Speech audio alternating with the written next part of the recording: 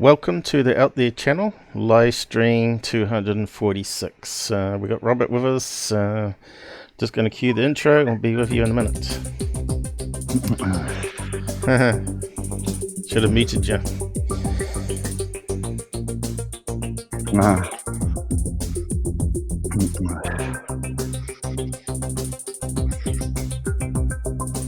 You sound more tired than I do.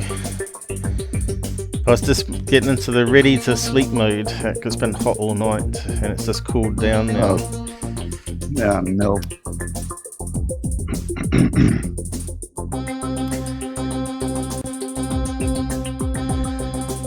Yeah, we'll just watch what's doing here. Who's out there? Thanks for doing some likes already. Says we've only got one watching, so I'm not sure what's going on. I need the YouTube link, Paul. I gave it to you last night. No. I did.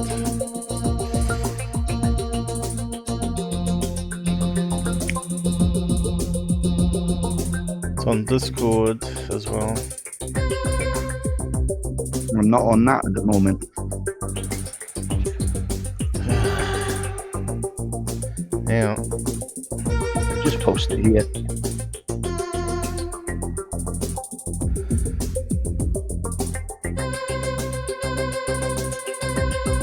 I will. Okay. We're going down to the base already.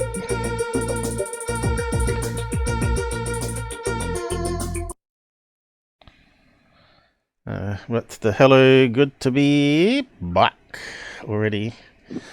So that means the intro's going to end soon. So we better get the screen back. There you go, you got the link up. Really? Okay, be civil on the side, guys. We've got moderators who will kick you. I don't handle that side of it, hopefully. And just have fun and enjoy the UFO cases that Robert's going to bring. So I'll leave it to him to explain what he's going to do today, and I'll just do some admin here. So Robert, let us know what you're doing. Yeah, the main focus is the 1962 Las Vegas UFO crash, courtesy of John from Tucson, who asked me to have a look at this case. And it's a case that I don't know why, but I originally thought it was nonsense. But when I looked closer, it turned out to be anything but. Oh, Right. damn it! What's happened to this link? And you're going to do some other stuff as well. Yeah, yeah. Well, we missed a couple the last time I was on, didn't we? Because of bad sound. So we'll be recovering them again. And the Coyne UFO case. I mean, that's Ohio, 1973, isn't it? Yep. Damn it! I'm struggling to find this YouTube link, Paul. It's not showing for me. Yeah. Oh, okay. I'm not too sure why. Let me just check it here. It's just saying enter Nick. Hold on a minute. Just right click on it, copy, and then paste it into your browser. Okay, is this at YouTube? Hold on a minute. I'll just post it in Twitter again and just see if it comes up. Mate, gotcha. Oh, okay. See, that's what coronavirus does to you. It makes you forget how to do things.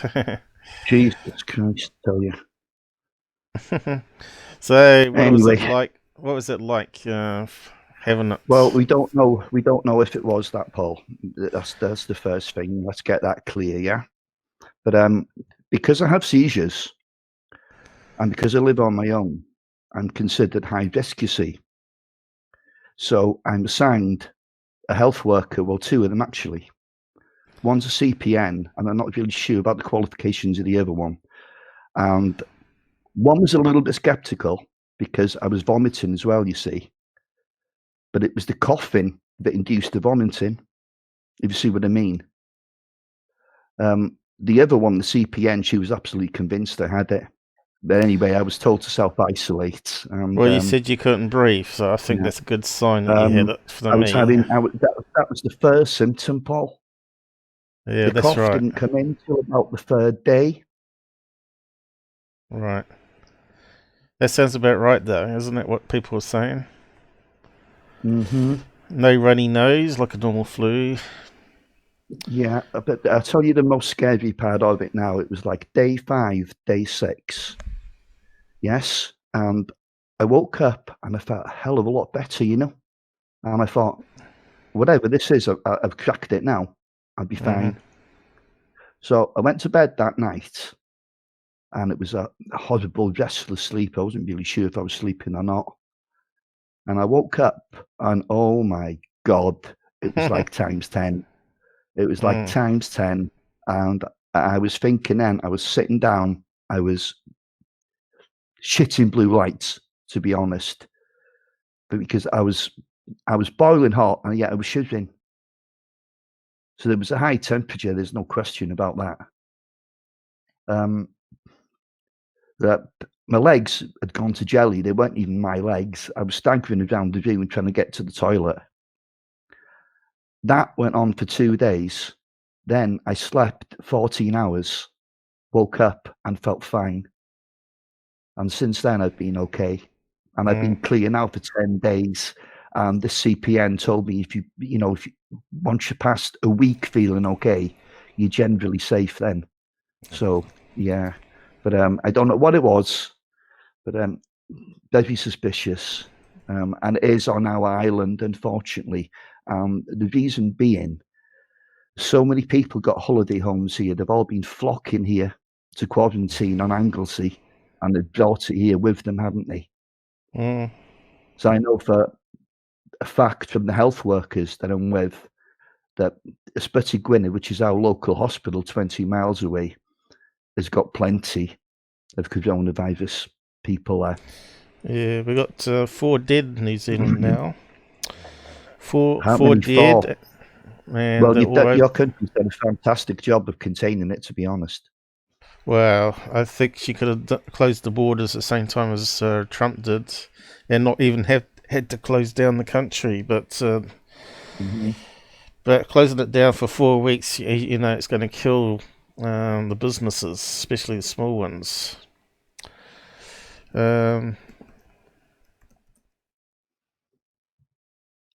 We've got Charles on with us.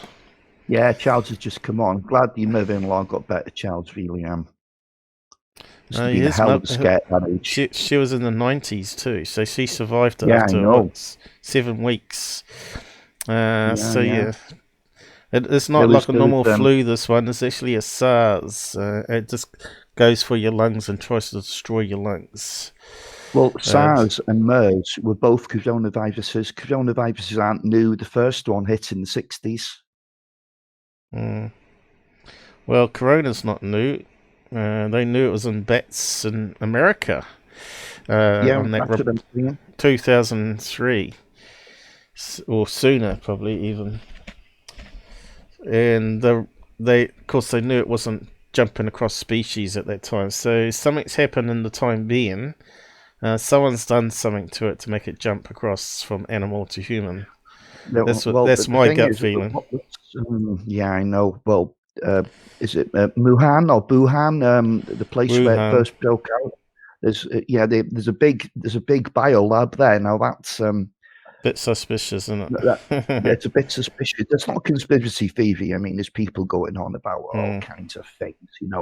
101 different conspiracy theories, none of which make sense, really, to be honest. But yeah, I mean, this one it could have escaped from the lab because they were actually known for their shoddy protocol,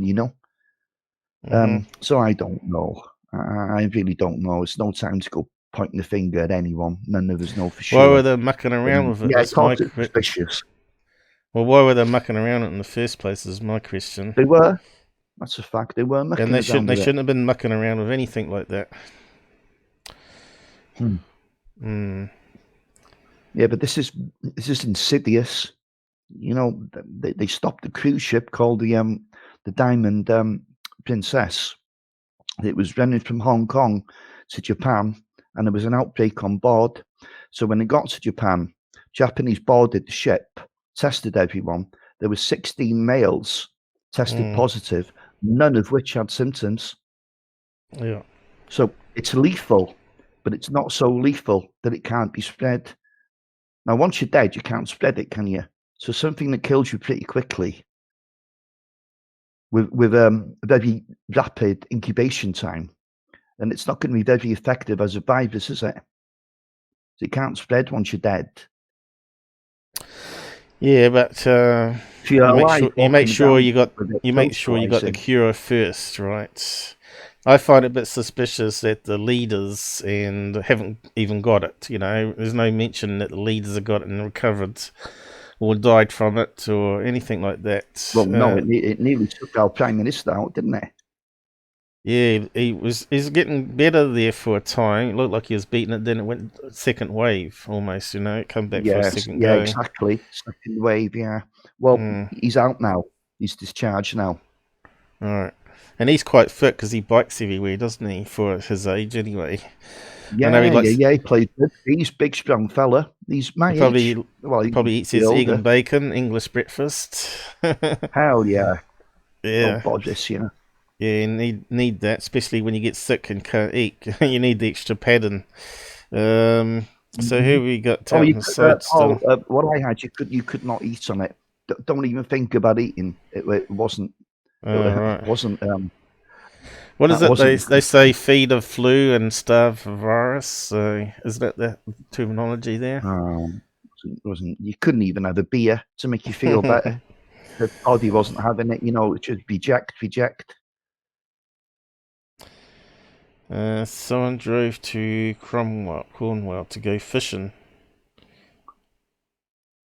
They got fined and kicked out to the country. We had people try to go places in Easter as well with caravans of all things. People. Yeah, I know. Well, our police have been stopping people on the bridge. Now the bridge over to Anglesey, they've been stopping people and turning them back. Anyway, we better stop the virus chat. So yeah, God, yeah, let's get a mind off it. Yeah. I'd left you a link there, Paul. Yeah. Yeah, I got it up already. So we're doing the first one, the Las Vegas UFO crash. Yeah. Not sure if there's any pictures of such. Seems like a random lot of artwork there. But anyway, Las Vegas, as you know, is in America. Everyone should know where that is. It's over here, next to California. Desert land there. So I assume it's going to be in this area somewhere, the crash in the desert. Well, I'm not convinced it did crash, but we'll see. Well, I've never heard of it before, so we'll just check to see how fast the map comes down. You can see it's coming down slowly. That sort of gives us an idea of the internet speed at the moment. You can see the whole place is this a desert land, artificial city where there shouldn't be one, pretty much, isn't it? Las Vegas. That's where all the mafias wanted to go, out the reach of normal main cities. So they got some man-made lakes there, I guess. Is that some lakes there they built for water supply? So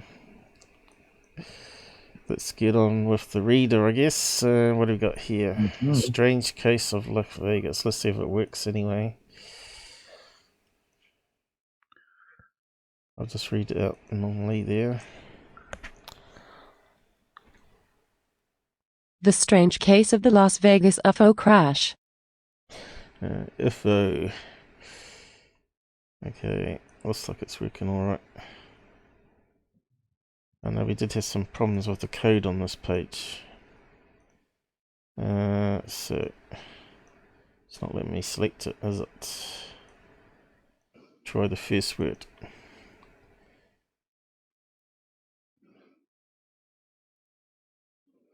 The strange case of the Las Vegas UFO crash. There are perhaps more UFO crash that'll do. reports than some people might realize.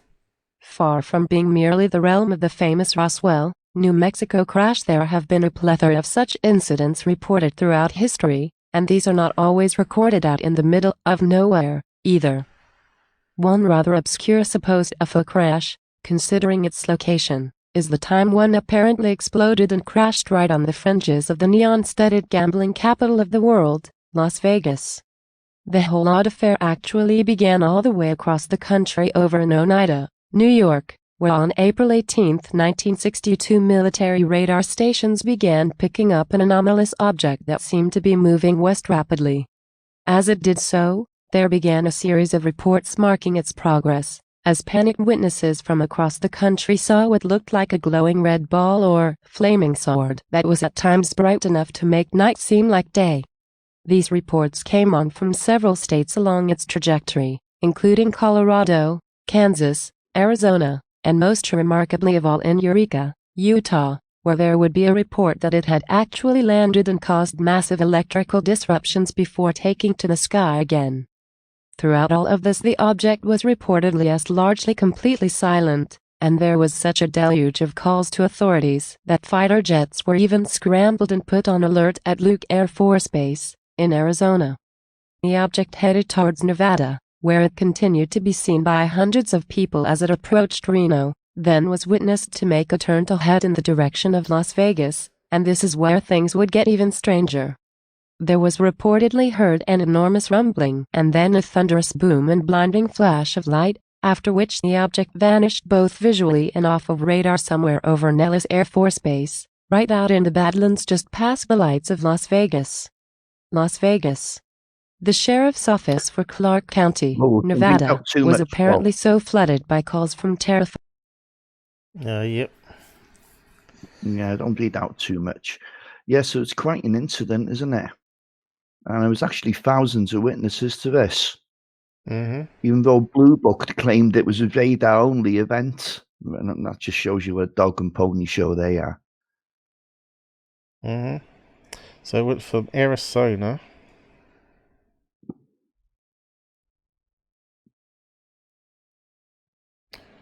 to Reno.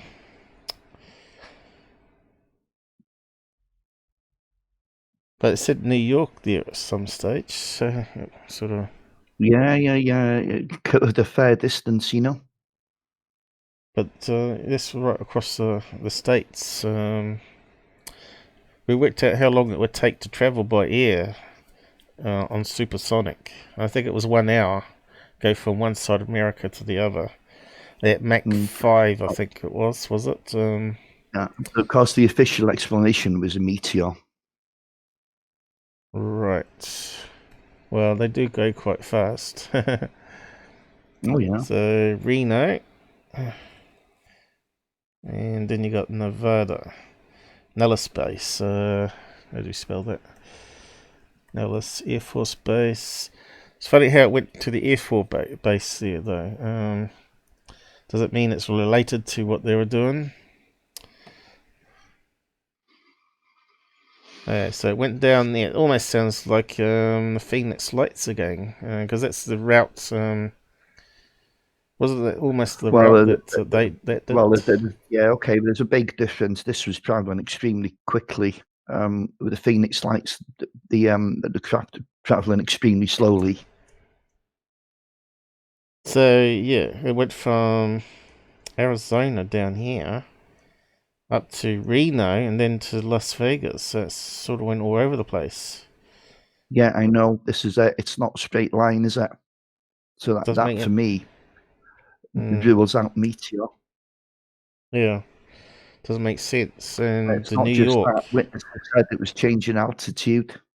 And before that, it was on the other side of America, so it must have come across Texas or somewhere like that. So if we zoom back out, it would have cut across here. Tennessee, New York.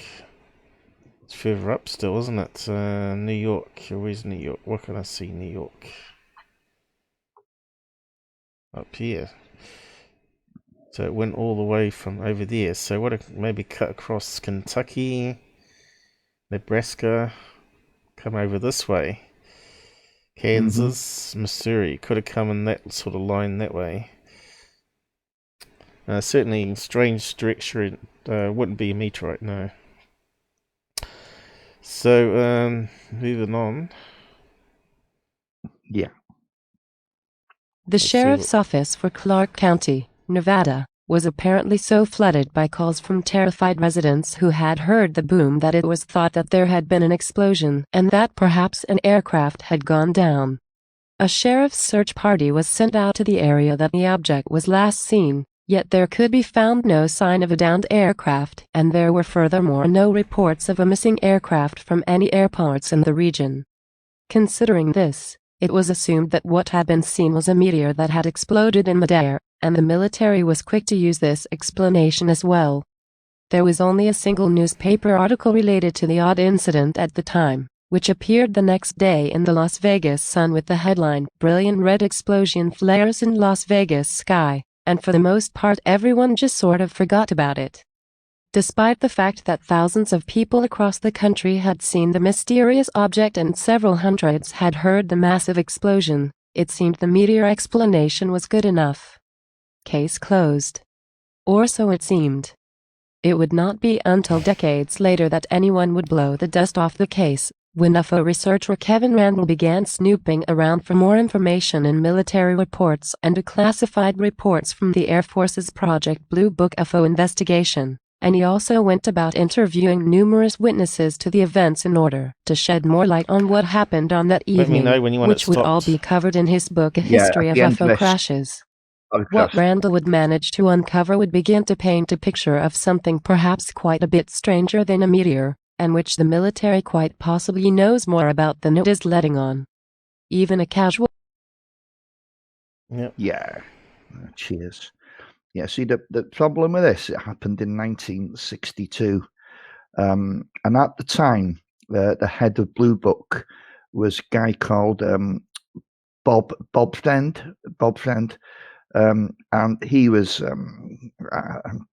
total skeptic, basically. He'd made his mind up before he even got on board with the project that these things didn't exist, and that was that.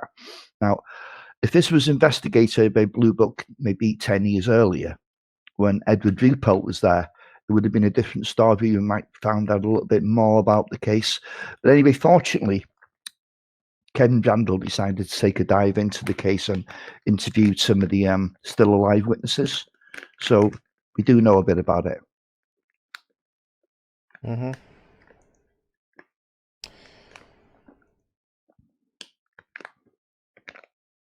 Now you might be able to angle your camera a wee bit down again. Looks like it's shifted. Down? Yeah. Okay, shouldn't have been. Just a wee bit too Any much better? now. Oh, how? Let's clip your head a wee bit. That's a bit better. Okay, here we go. In the side chat still. Just Charles. Sounds like something in difficulty flying, trying to keep control. Zigzagging. I'm not sure about that, but we'll get to it later. Okay, Charles, good point. Have we got Susan out there, or is she still... Yeah, I don't know where Susan is. She messaged me earlier saying she was going to join, and I don't know. She normally says hello. Yeah. Okay, and she sometimes posts links in the side too. Yeah. So we carry on, or... Yeah, we can carry on. Do another couple of paragraphs if you like, Paul. Even a casual look into the old reports began pointing out oddities. One declassified military report that was completely free to read by anyone who cared came from a Captain Herman Gordon Shields, who on the evening of the incident had been flying a C-119 aircraft near Laverne, Utah. He would report that both he and his co-pilot had witnessed a very bright light that continued to get brighter even as they maneuvered their plane to get away from it. Whatever it was apparently as bright as daylight, completely illuminating the landscape, and as they tried to further evade and avoid what they felt might be an incoming collision, they were able to get a clear look at the source of the light. According to pilot Shields, it was a long, cigar-shaped object with a yellow top surface and the bottom of which was an extremely bright light. Shields would say in his report of the object, "And this object which I saw was illuminated. It had a long slender appearance comparable to a cigarette in size, that is, the diameter with respect to the length of the object. The forepart, or the lower part of the object, was very bright, intense white such as a magnesium fire. The second half, the aft section, was a clearly distinguishable yellowish color. I would say the object was just about divided in half, the forepart being intensely white, the aft section having a more yellow color to it. There was no exhaust, no trail following after it. It was clearly defined. I saw it for a period of maybe 1 to 2 seconds. Both the pilot and co-pilot were certain that this was no meteor." Another very curious report uncovered by Randall was that of witnesses Bob Robinson and Floyd Evans, who saw it fly low as they were driving along a highway near Eureka, Utah. The witnesses said it was clearly some sort of flaming cylinder with a series of windows along its side, and that its approach caused their vehicle to stall. They also claimed that it slowed to a stop to hover momentarily over them before continuing on its way, after which their engine promptly started up again. Other witness reports seemed to point towards something under intelligent control as well, including reports of the object making turns, speeding up or slowing down, reversing its course, and even landing, all things that you might realize meteors do not do. Another interesting eyewitness report uncovered by Randall comes from the declassified Blue Book files from a witness whose name had been redacted, and which reads, as the object... That sounds very familiar to that 1948 case that I talked about with the skyrockets. 1948, I think it was. So I wonder if it's the same. Wonder if it's the same craft coming back. What is that? Well, how many years difference is that? It's 14 years apart, isn't it? 14 years. 1948. We did some 48 ones. Yeah, was it? Sure, but I don't this remember one, an incident similar to this in... Yeah, this one here. Was it autoplane though? Should be autoplane. It's called Two Pilots See a Ghost Rocket. And it's on one of these planes that only goes up about 1,000 feet too, per prop ring. Copy link. So sky rockets, ghost rockets. Suze Rivers. Hello, Susan. Yeah, you mean the Scandinavian ghost rockets was 1946, Paul. Yeah, this is 1948 in America. Yeah. Which sound really similar to the sky rockets, ghost rockets. Let's see. I'm not really sure about that. They did some drawings, the pilots, of the thing passing them. Let's see if I can get it up here. There you go. Looks very similar. Okay. The white part with a glowing yellow part with flames out the back and a row of windows. And it went beside them and overtook them and went vertically back up into the clouds, which meteorites don't do. And this one was also written off as a meteorite. So, yeah. Quite convenient, those meteorites, aren't they? Yeah. And of course, they call the odd one the ball-eyed, which is quite a rare meteorite, which is also so quite useful. That was the two drawings done by pilots, and you can see they're slightly different. This one's more of a tear shape. Yeah, it's pretty much the same. You're not going to get two identical descriptions from two different people. The other theory was that it was some experiment. Yeah, the other theory was that some experimental airship that someone was working on in the desert. So yeah, I don't know about that one, whether it's human or alien, but yeah, it sounds very similar because it had a row of lights and it seemed to speed up, overtake, then head off again. Okay. Like space tourists in a way, you know. So yeah. Well, what annoys me about this is Hynek must have known full well this wasn't the meteor, but he told the company line as usual, didn't he? As he did in those days. You can understand why Hynek went the other way. A lot of people still never trusted him, you know. I will carry on. Yeah.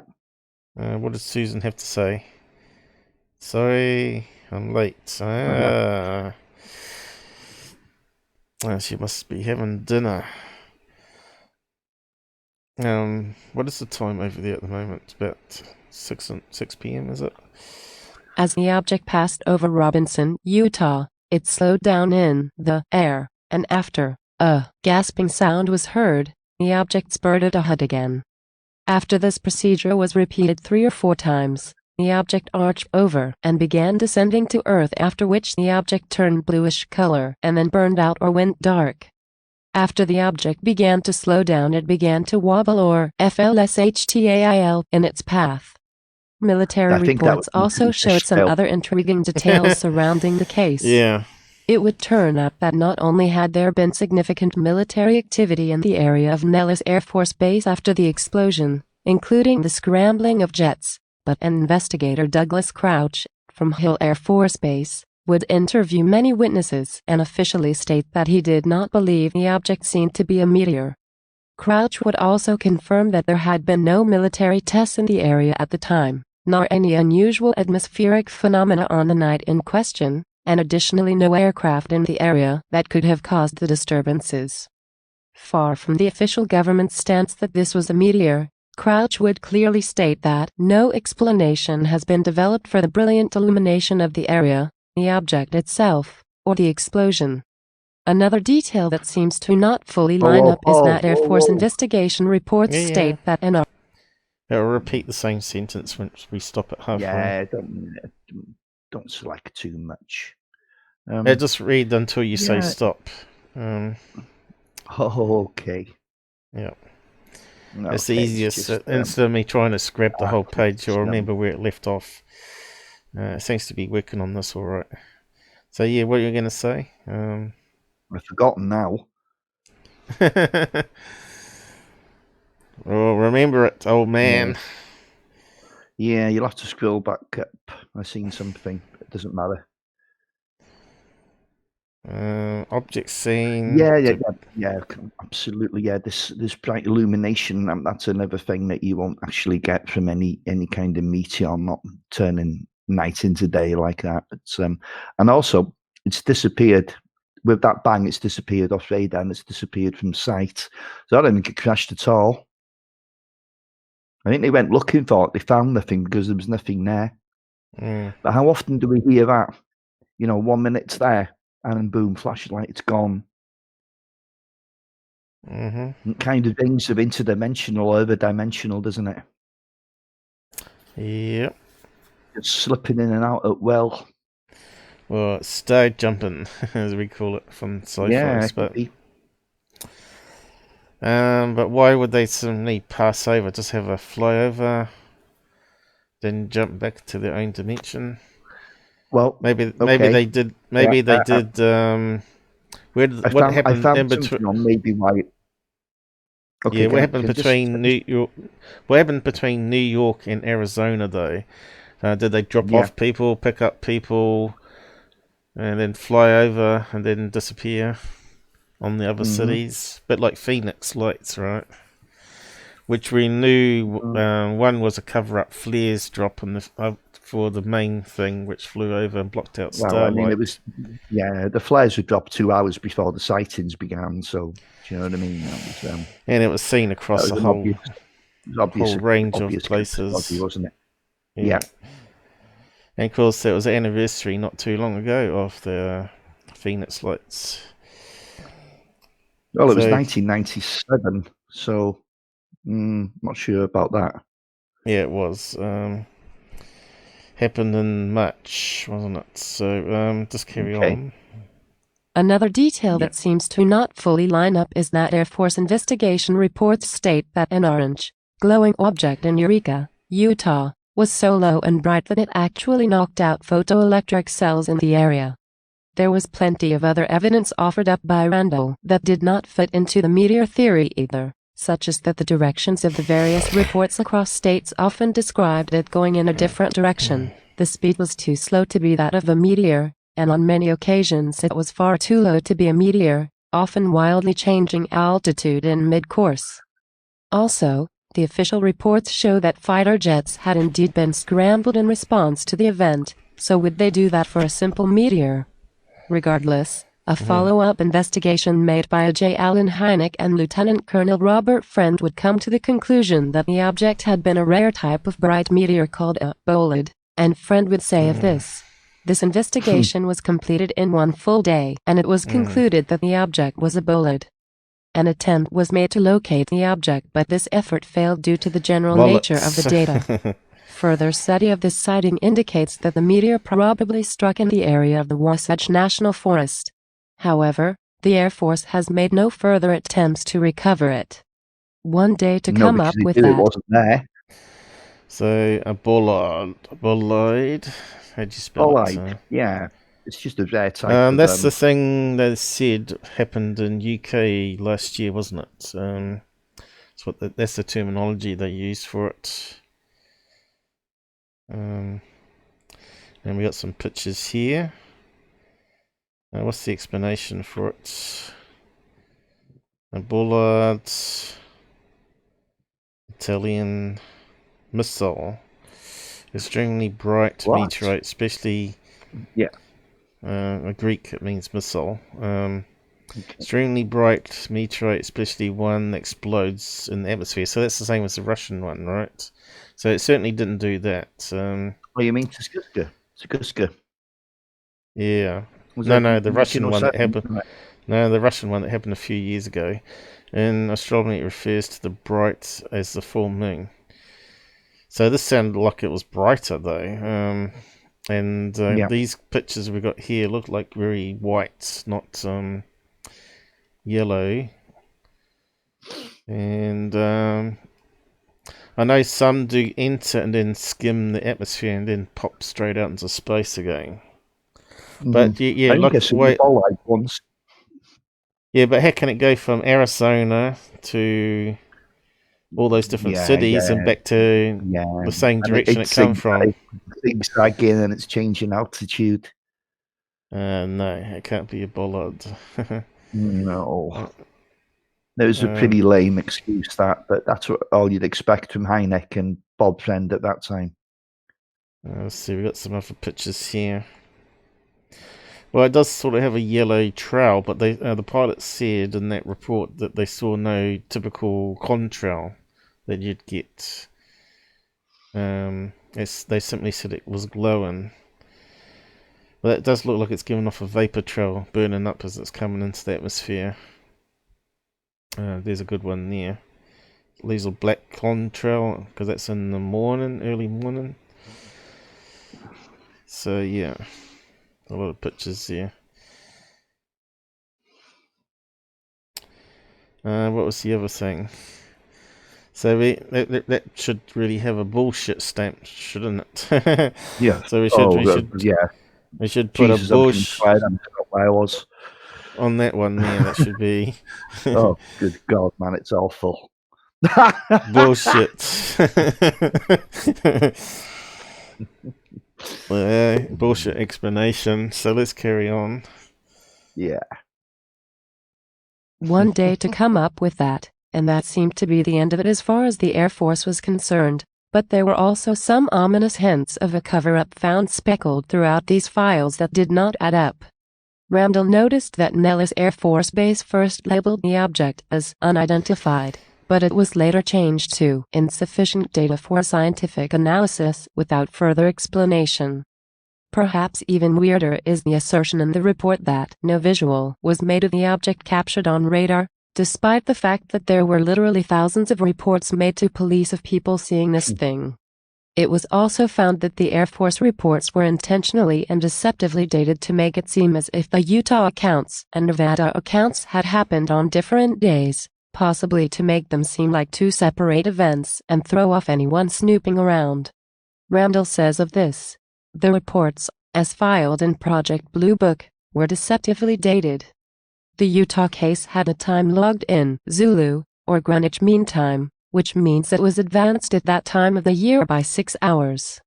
Add 6 hours to the 8:15 time, and you advance it to early morning the next day." A quick glance at the file shows the Utah case dated April 19th, and the Las Vegas case logged in local time as April 18th. On paper it looks as if they take place on separate days when, in reality, they happen within minutes of each other on the same day.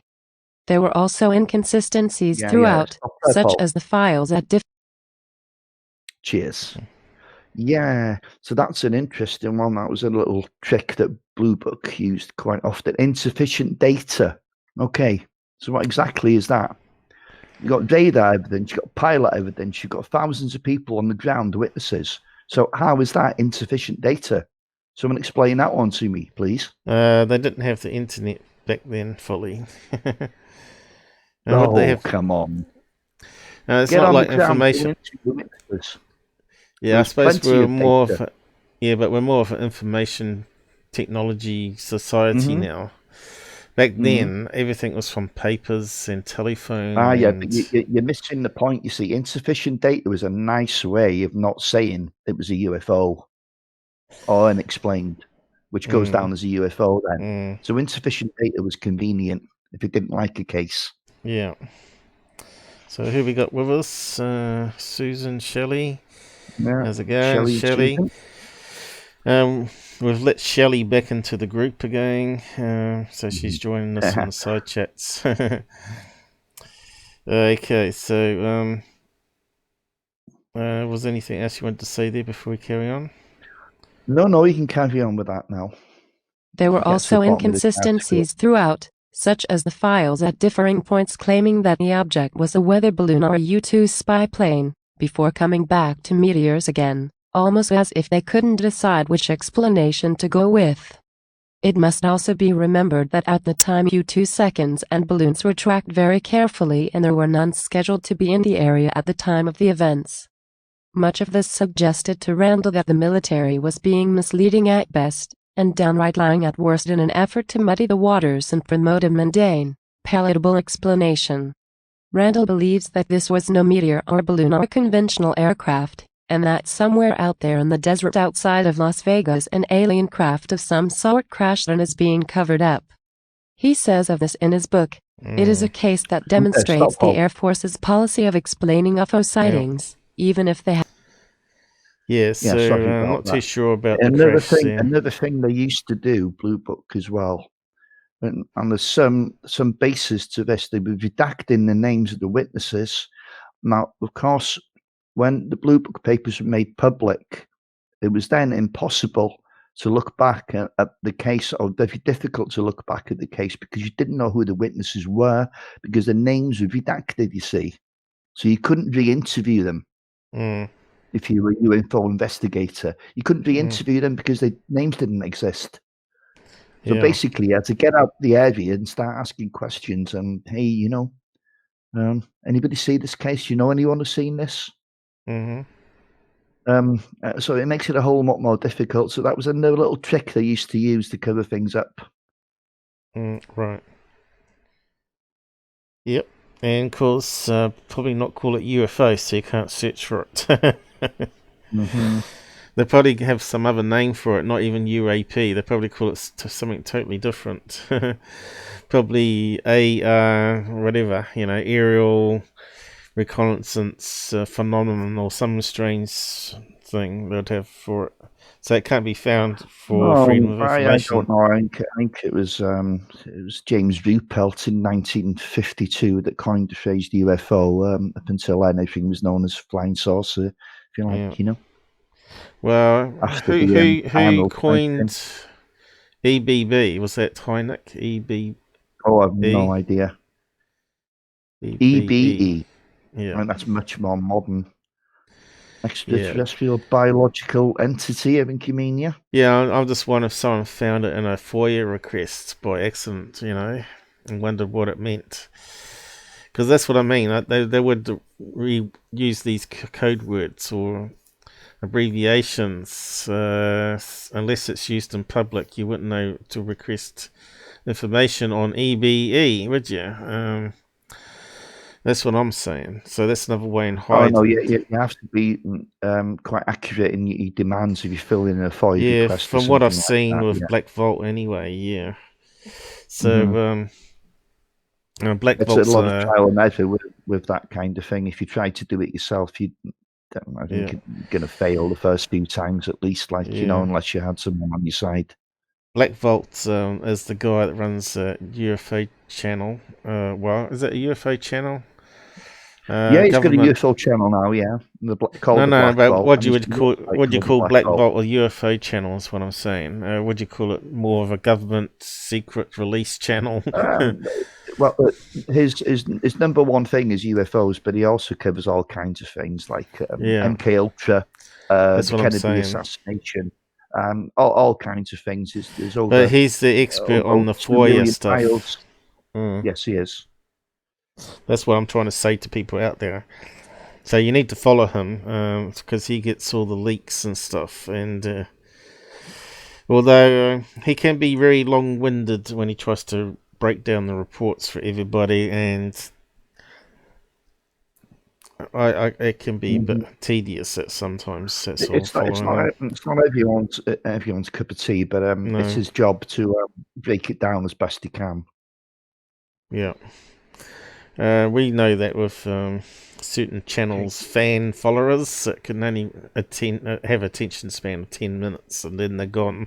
You got to have flashy graphics and sensational videos, and else their attention span is gone for good. Okay, let's carry on here. Okay, give me 2 seconds on mute now.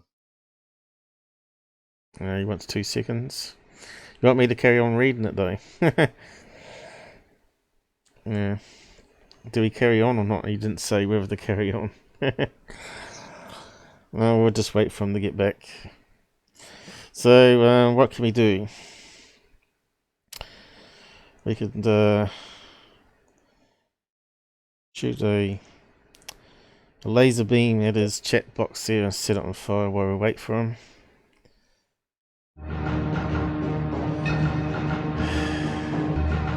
So now I've got my Nazi UFO.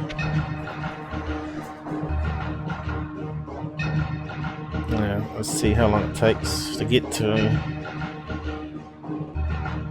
So this is the Nazi UFO based on the bell, I guess.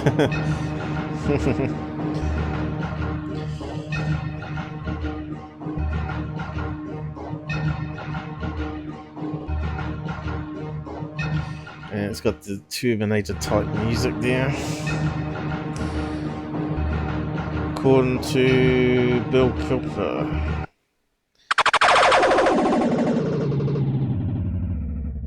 We just got the Nazis onto you there, Robert, while you get set up.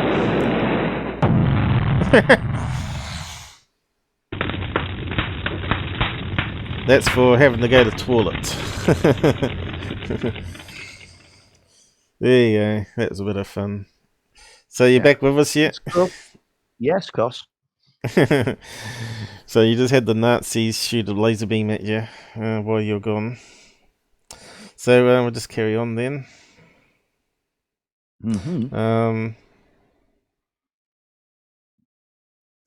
What word was that? Oh, the N word. Yeah. Oh God, yeah, I'll probably have to.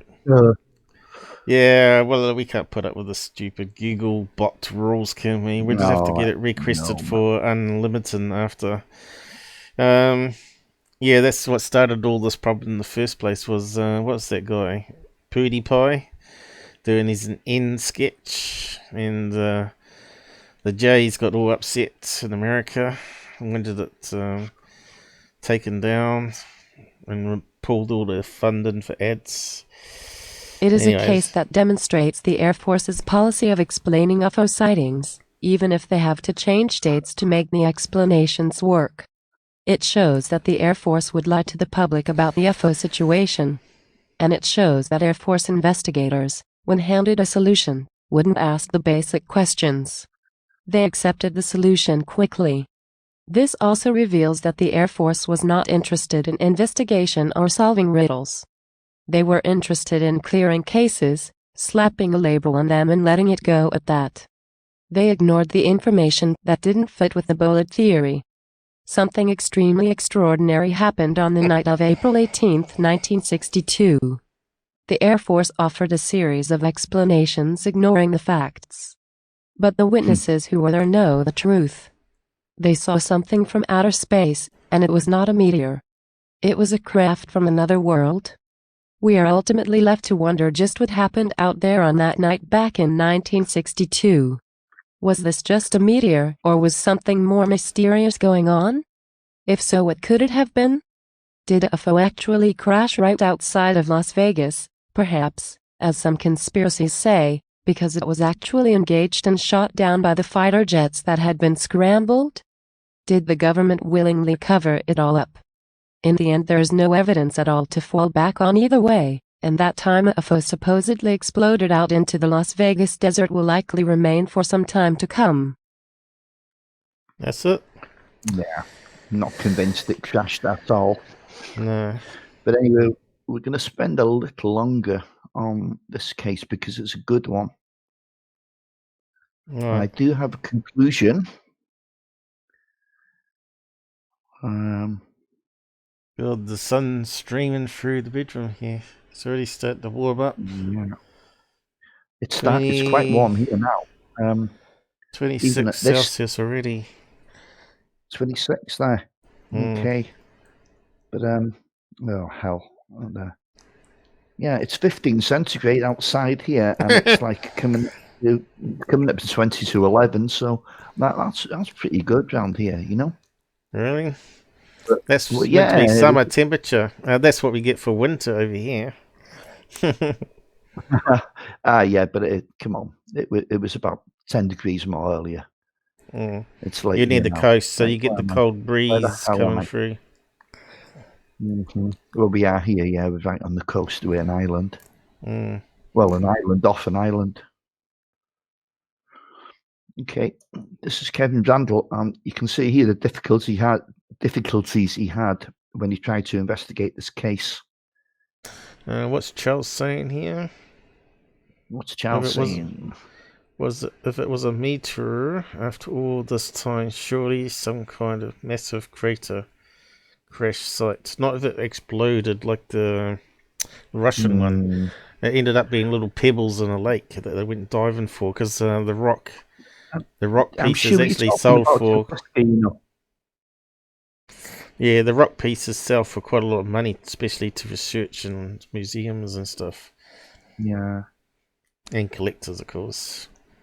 Yeah. Who likes doomsday rocks. So there's meant to be another one heading towards us. That was a strange event, that, to be honest. Yeah, there's meant to be another one heading towards us. What's it called? 2019 something. It's this year, isn't it? It's later this year. So we got viruses, and then we got doomsday rocks heading towards us. So one of other fear-mongering channels that have come back haven't mentioned about that. Different perspective. And try not to say his name. Why? Just to be a bit different. But you can see how many people are watching this, and how many people were saying glad he's back. It was, and glad he was back, and let's see, 30-minute stretch. I think there was at least 100 people from UK saying glad he's back. So those 100 people should be watching us right now in UK. You know, and they should be getting some real UFO stuff. Well, by the way, that comet is called Atlas. Yeah, but it's also a name of the rockets they used to launch. They were IBMs, yeah. Oh, actually, I should have just carried it from the top. ICBMs even. Yeah, yeah. Let me just get this right. Where's the readout thing gone? Yeah, it didn't come up. Why can't I see it? Oh well, let's try the reader. Okay. This way. See what happens. Ah.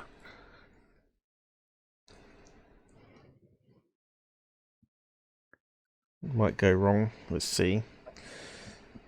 It worked good on the last page. A different perspective. Friday, August 1st, 2008. The Las Vegas UFO crash. The other day I received an email from a woman who had wanted to see the article from the Las Vegas Sun from April 19, 1962, which was headlined, "Brilliant Red Explosion Flares in Las Vegas Sky." She also wanted to see the article that accompanied it. She wrote to the newspaper and was told they couldn't help her because their archives had burned on November 22, 1963. I found the excuse just a little far-fetched and wondered if they had blown her off the way they had me so long ago. I was chasing the same story, but I happened to be in Las Vegas, and while the newspaper wouldn't help, the local library and its microfilm could. I found the article and the accompanying story. But this reminded me of the conversation I had with one of the reporters at the newspaper. One of the people mentioned in the article was Frank Maggio, described as a staff photographer. And, of course, was Jim Stalnaker, who was the reporter on the story. The reporter I spoke to was friendly, right up to the moment I mentioned UFOs. Then she turned hostile, lecturing me about the subject, claiming that she had never seen one and that proof of their visitation didn't exist. To her, I was chasing ghosts. I told her that the initial information... Okay, Paul, thanks. Yeah, so there was opposition even then when Randall tried to investigate. Now, what year did Randall go there? Does it say that above? How many years after the actual event was this now? When Ken Randall started looking into the case. Did it mention that in the above text? I don't think it did it? Don't think so. Apart from 2008, the article, yeah. Yeah. That's the date the article was published. So no, that doesn't give us any indication. April the 19th. Yeah. That's the date of the actual event. I don't think there was. 1963. Yeah. November 22nd, 1963. Yeah, that's when the archives had apparently conveniently burnt down, so we didn't have a newspaper to give him. But he obviously found it in the local library then. I don't know, I presume it was a digital format.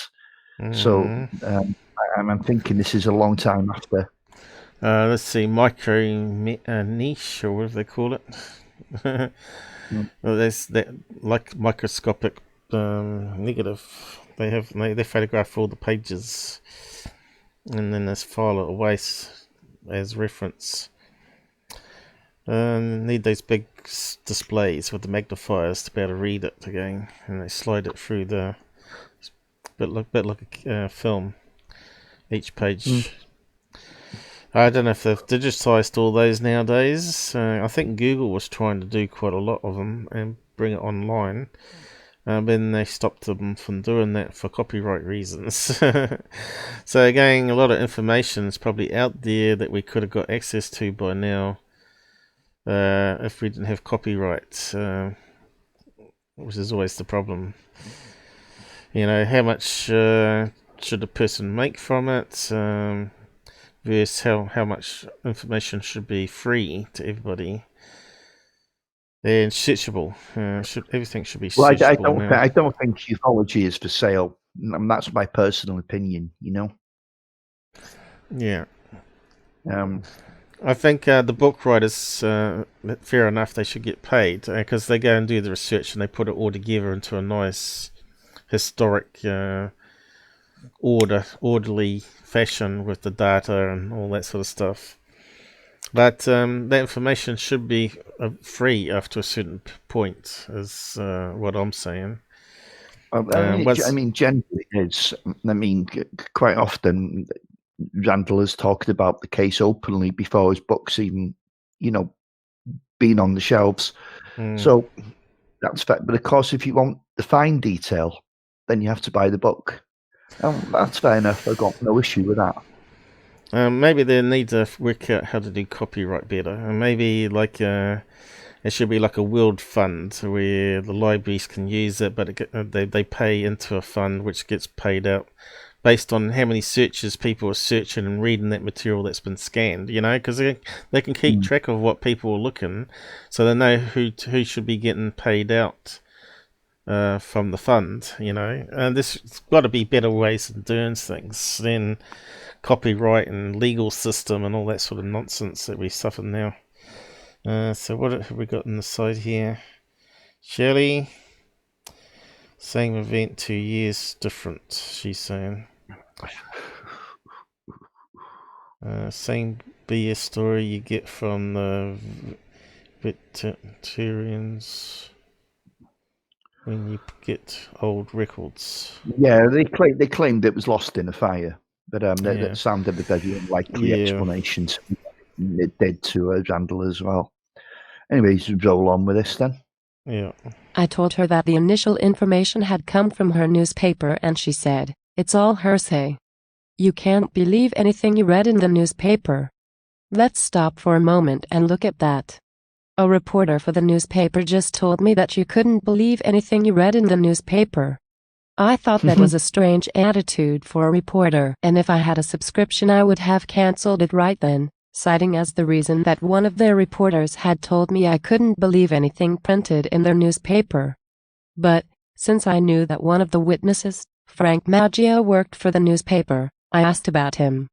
"They're all dead," she told me. "Family?" "No family. They're dead."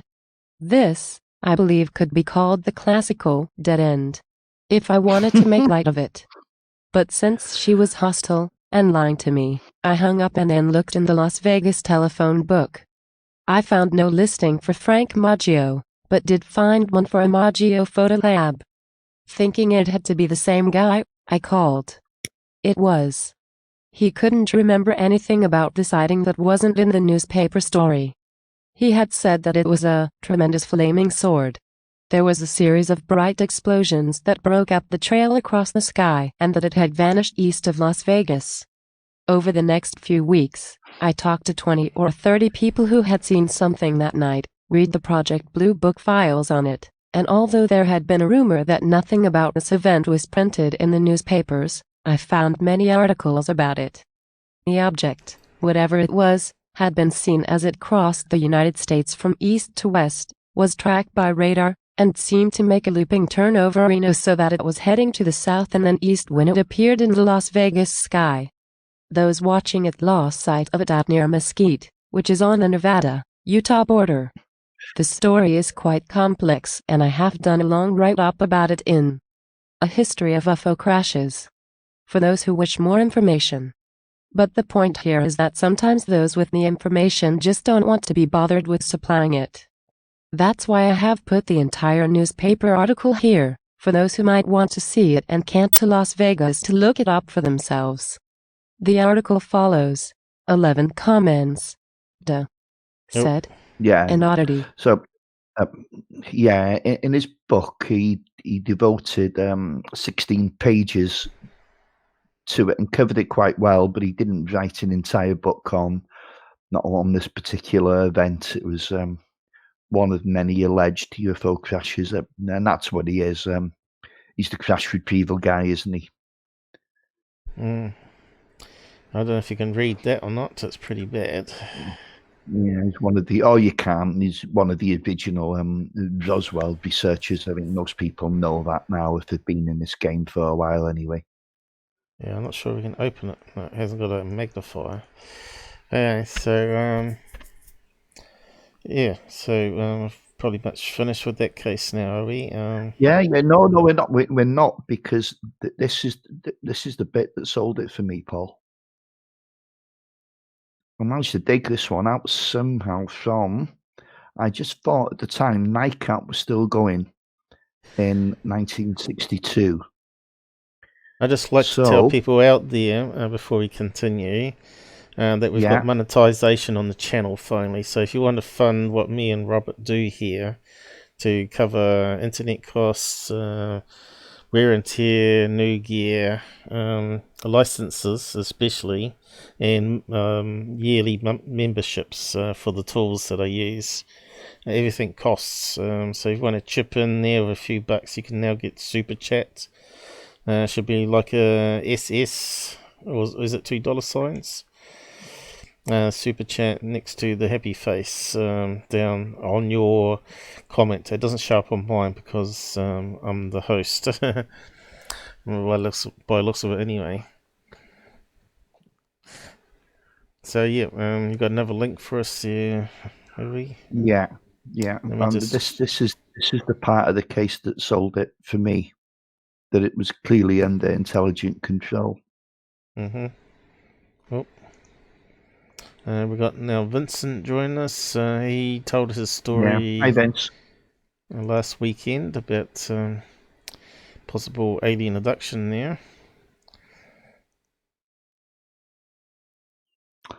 Yeah, he's talking about the Kecksburg case there, the acorn-shaped UFO. Russian writing was found on the debris. I'm not sure. I was sure it was debris at all. It was quite intact, wasn't it?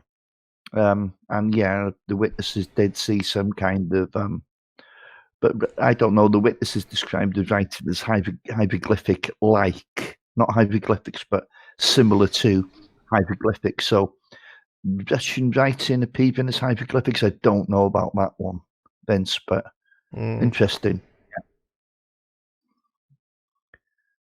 I didn't hear you corrupting then, did I, by any chance? So we've got to keep an eye on that. How's the sound, guys? Please let us know if it's not good.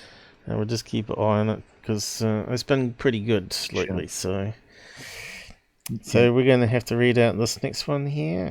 National Air Defense Alert. Yeah, this is important. So focus on this, yes? Why is it not coming up with the thing? What the hell is that character? Let's see. So what's this one? NICAP site. Okay. NICAP, yeah.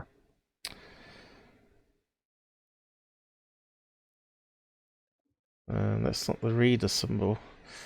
I think we're going to have trouble with this page for some reason. There you go.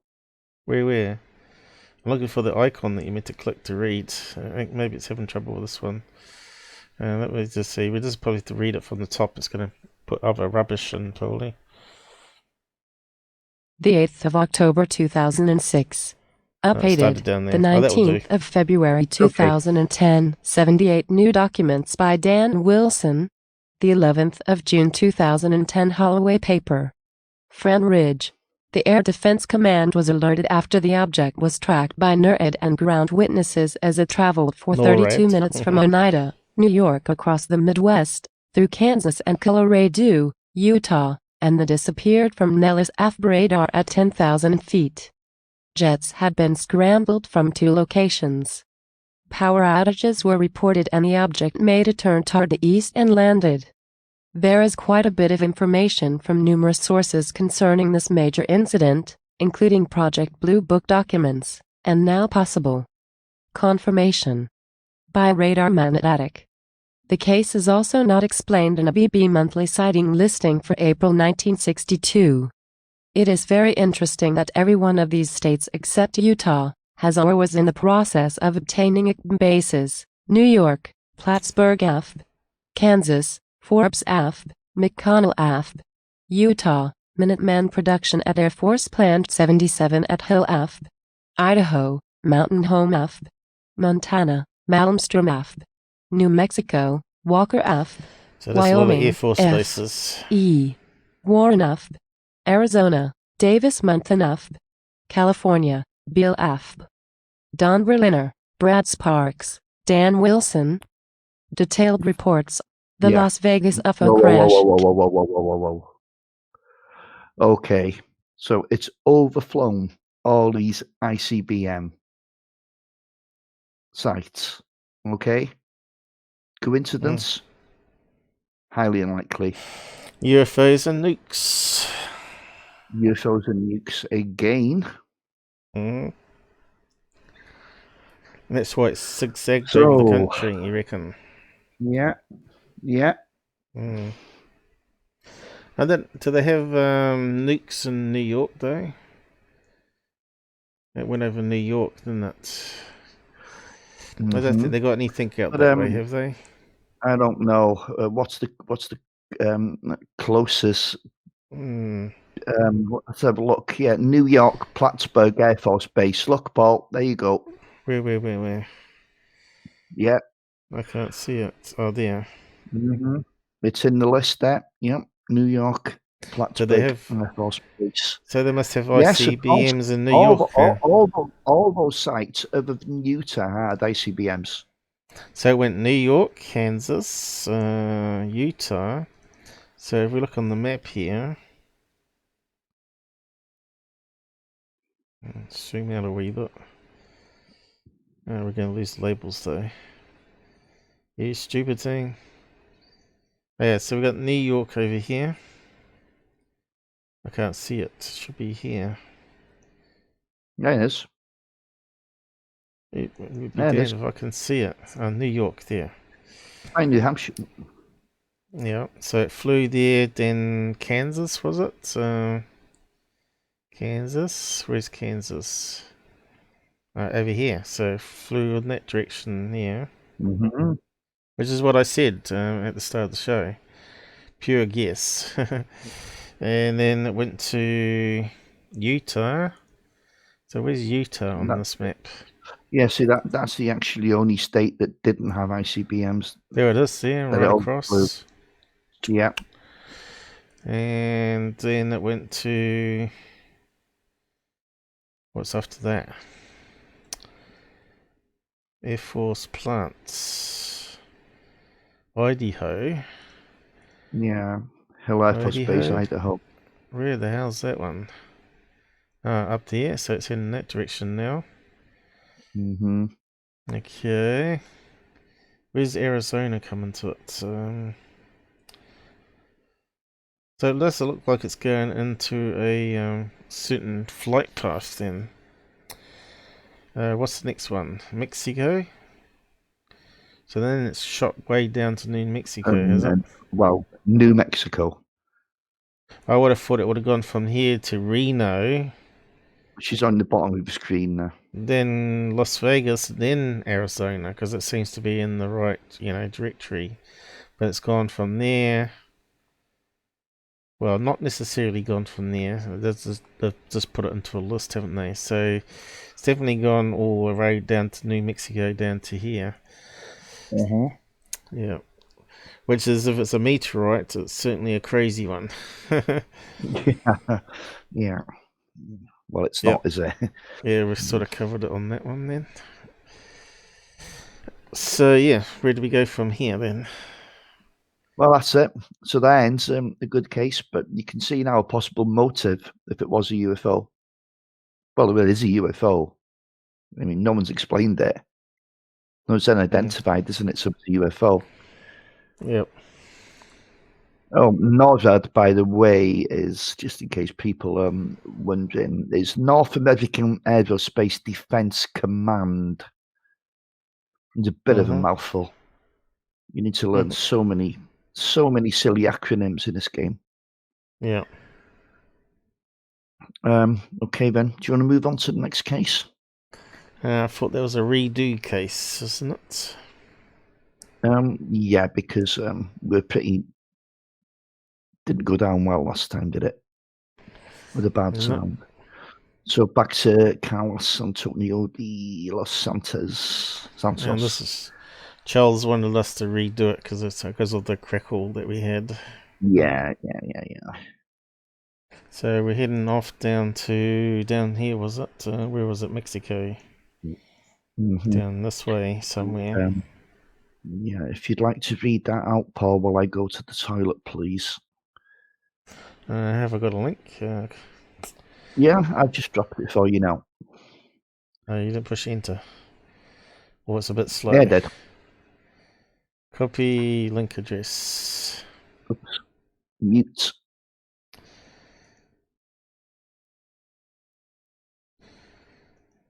So this is a redo.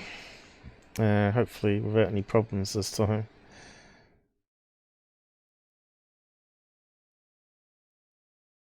And then he's going to add some extra cases on the end.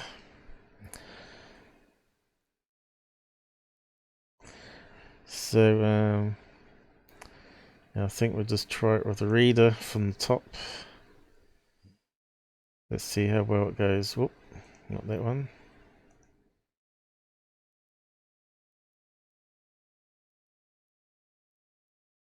Captured in midair, the Carlos Antonio de los Santos case.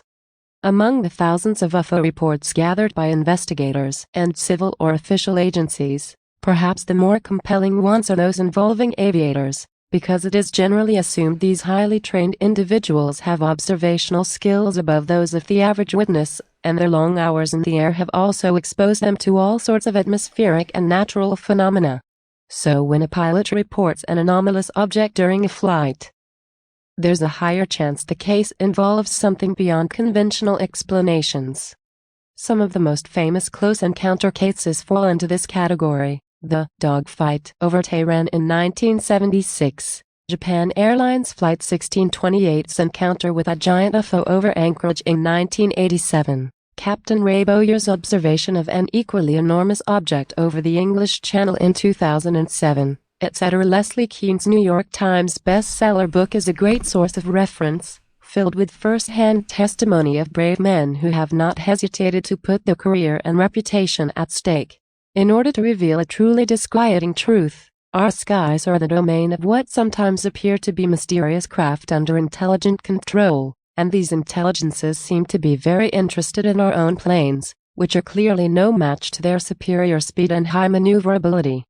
In her book, Keane briefly mentions a case that has attained by now an almost legendary status in the annals of ufology, the disappearance of private pilot Frederick Valentich during a night flight over the Bass Strait between Melbourne and King Island on October 21, 1978.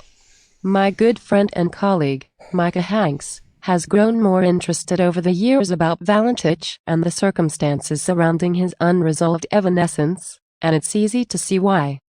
Not only is the idea of a UFO abducting a hapless pilot in mid-flight both alluring and terrifying, but the story is also charged with a certain romantic aura due to Valentich's young age, and the fact that he was completely alone when he apparently had an encounter with an extremely bright, large aircraft that looked as if it was playing with him.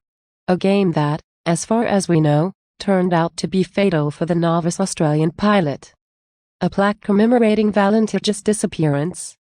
A few years ago, when the official report on Valentich's case was published online by the Australian government, I spent an entire Saturday afternoon poring over the digitized copies of the faded and sometimes illegible notes, written by the agents who interviewed both Frederick's parents and his then-girlfriend. I remember telling Micah that for me, the most interesting thing I found out through the report was the fact that Valentich had had an apparent interest in unidentified flying objects, and he had also been very impressed with the movie Close Encounters of the Third Kind, which had been released the year previous to his disappearance. During a conversation between he and his girlfriend, the young woman told the investigators. The subject of UFOs was brought up and Frederick told her how he would like to take a ride inside a flying saucer, but never without you. I didn't realize how deeply moved Micah had felt by the account, until he released a song inspired by this very phrase.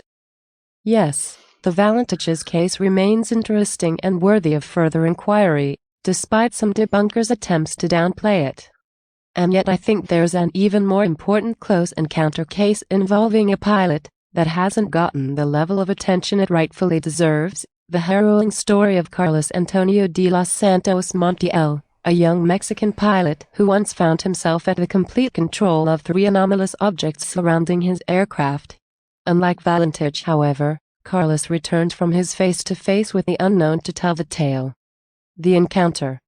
It was the morning of May the 3rd, 1975, and Carlos was a 23-year-old pilot working for a private company, eager to attain more experience and more flight hours under his belt. You could say the need for speed was in his blood. Both his father and older brother were also pilots. On that day, the memory of which would haunt him for the rest of his life, young Carlos was returning from Zihuatanejo, a coastal city in the southwestern state of Guerrero, to Mexico City. He woke up very early, had a good breakfast, fueled the Piper Pa 24 with registration XPZO he would pilot, detailed the flight plan, and took off for the Benito Juarez International Airport on what should have been an easy and uneventful flight. Just a few seconds after he passed the VHF omnidirectional radio range 4 beacon located in Tequisquitango and corrected his course, Carlos had an ear feeling, as if someone, or something, was observing him. Not an unusual sensation if you're sitting in a crowded bar, but certainly unexpected when you're flying thousands of feet above the ground. And that's when the pilot glimpsed something out of the corner of his left eye. He turned to observe a wingless craft of a dull gray color. The object, which had a shape of flattened rugby ball, was smaller in size than Carlos' plane, about 3 to 4 meters in length, with the cabin on top equipped with a windshield made of what looks like polarized dark glass, was flying silently just above the Piper's left wing. He immediately had the same weird feeling coming from the other side, and saw a vehicle with the same characteristics flying over his right wing. Original sketch drawn by the witness. Carlos had no time to react. Paul. Yeah, give me a chance, mate. It takes a wee while for it to stop. Yeah, yes. And there's a delay here as well. So, yeah. As soon as you say, I'm hitting the button. So there's a drawing. So it looks like the Batmobile, sort of, I suppose. I don't know, flying around. So it had a glass panel which was dark glass, yeah, by the looks of it. It's relatively small, but what he's describing there, about the third of the size of his plane.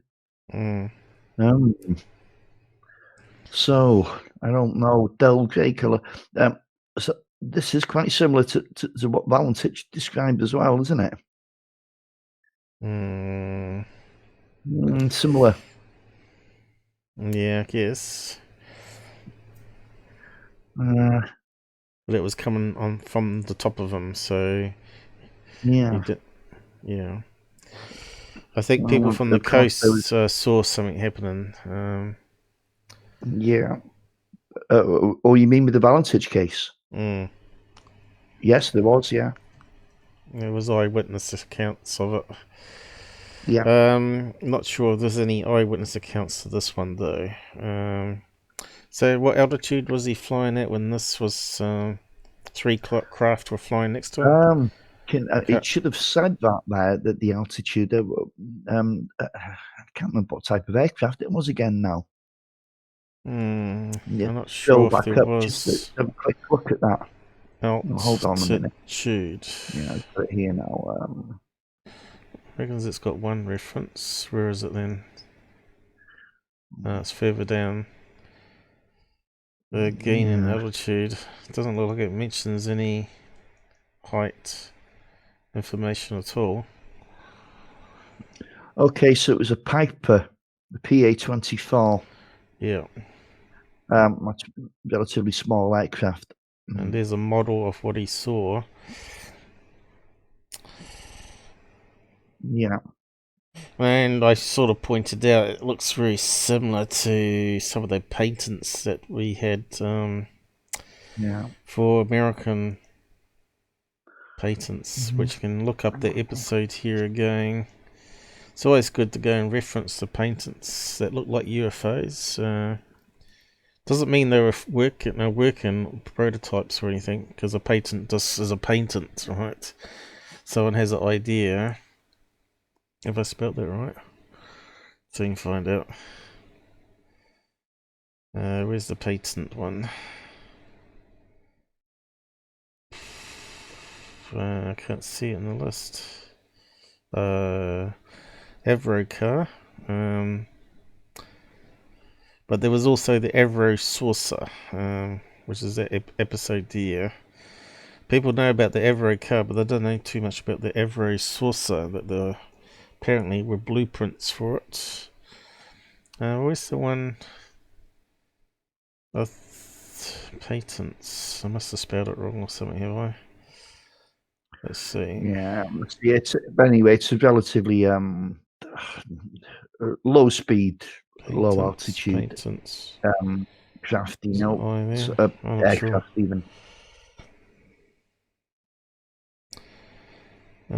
Top secret UFO cases.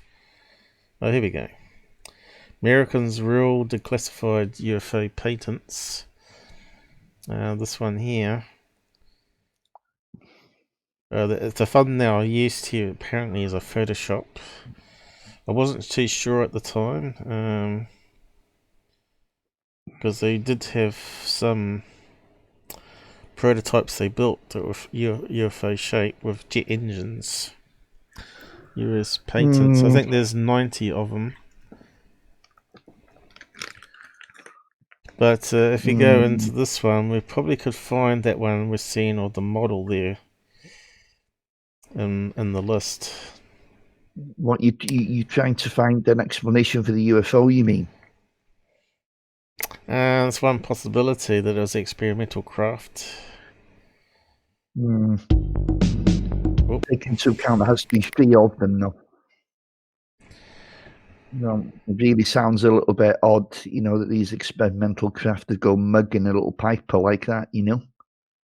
Yeah. And plus, once we heard the full story of the way the control of the plane was taken out of his hands. But there's another way in looking at it. Say there's like parallel universe, right? And they actually have perfected these flying vehicles that we've seen patents of here. I've actually got that same patent on my wall. Oh, have you? Yes. So there's 90 of them here, but I'm pretty sure we can find that one where we got the picture of the windows there somewhere. I'm pretty sure I've seen it before. Okay.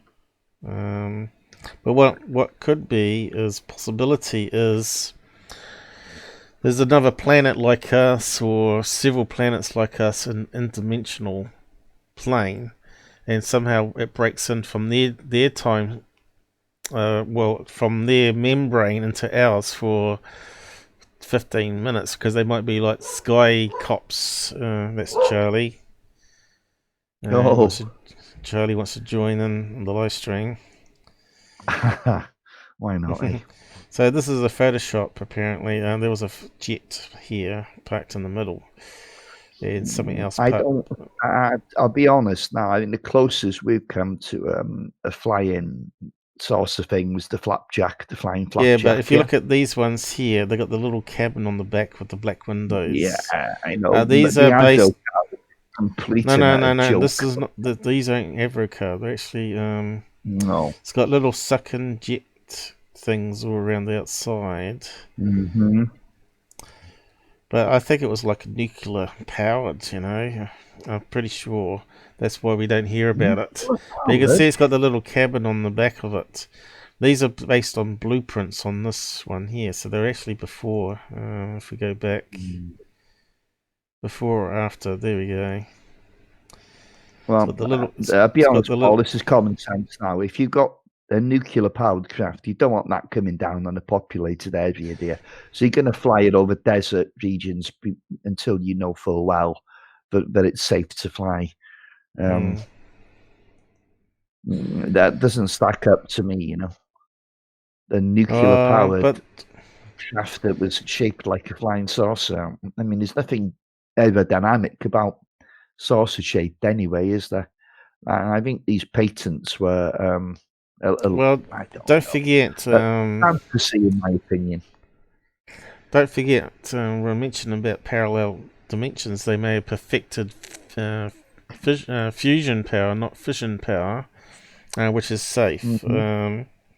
Which could make these these blueprints actually work, because they've got endless power then. And it's clean, and it doesn't matter if they crash. It won't cause the explosion or anything like that, because the byproduct is water, of course. But there is one that looks just like that one, yeah, with this like this two-seater thing in this list here somewhere. But we ain't got time to find it. There's a lot of patents in it, and we probably skimmed past it by accident. But go and check it out, see if you can find it after the show. So that's the model of what he saw there. It looks really similar to some of those paintings anyway. So yeah, could it? A lot of people said it's our future selves come visiting us, but I reckon it's more likely to be interdimensional other planets like us, where they're actually more advanced or further behind us. And it depends which one slips into our dimension, then slips back out. You know, you heard of time slip. They call it time slips, but it might be another correct term might be interdimensional slips, where you slip into one world and then pop out again. So I suppose we can carry on from here. Yeah. Carlos had no time to react, because a third UFO appeared right in front of the cockpit, and this one plunged to the underside of his Piper at a 45-degree angle. Fearing a collision and acting out of pure instinct, the pilot pushed the controls forward to dip the nose of the plane. The object dove in and loudly scraped the lower part of the fuselage, damaging the landing gear. Diagram explaining the position of the three objects in relation to Carlos' plane. That's when he realized it. The aircraft was not responding. He had lost all control over the airplane. The young pilot felt like he was losing his mind. He had never taken the issue of flying saucers seriously before, and neither had his dad or his pilot friends ever mentioned them. Now he was surrounded by not one, but three unidentified flying objects mere inches away from his fuselage, with Carlos completely defenseless and at their mercy.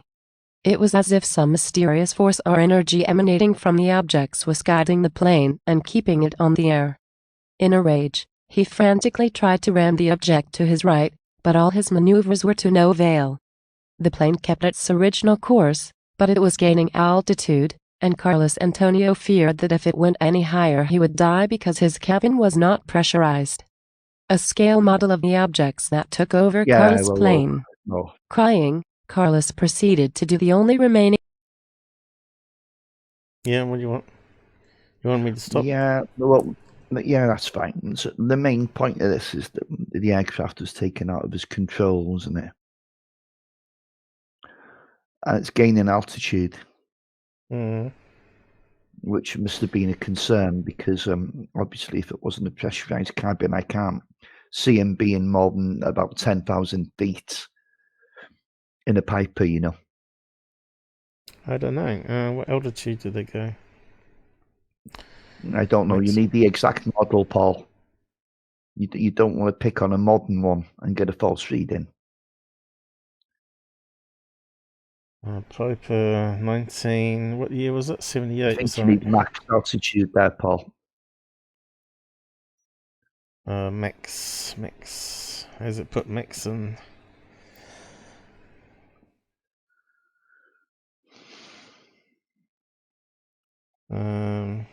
So it's got 1978. Was it a P28? Okay. P28 seems to ring a bell. Yeah, it's going to be similar anyway if it's the same year. So what's it say? Altitude. Can't see. No, I can't. It directly. We'll just try and search for the word. No words. That's no good. Unless I spelled it wrong. No, that's right. Oh, that's pretty crappy.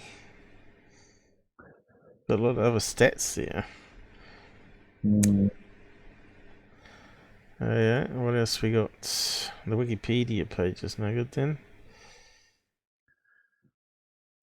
What did you just see there? 1978. I think that might give you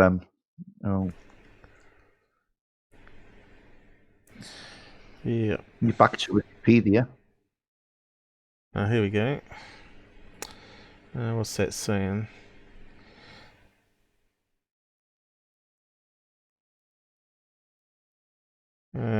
still no numbers from what I'm seeing. Yeah, it's kind of strange. It's not telling us the max altitude. So I suppose you could probably type in what is the max altitude non-pressurized plane. See if that comes up. I probably spelled that wrong. Ah, there you go. 12,500 feet. I said 10,000, didn't I? So I knew I was more or less there. And that's max. So it wouldn't have been at that. It would be more likely to be 8 to 10. Yeah, cabin pressure. At the time of that interception. 11 to 12, they're saying there. Oh, hang on. Meters. Paul, we've pretty much established that now.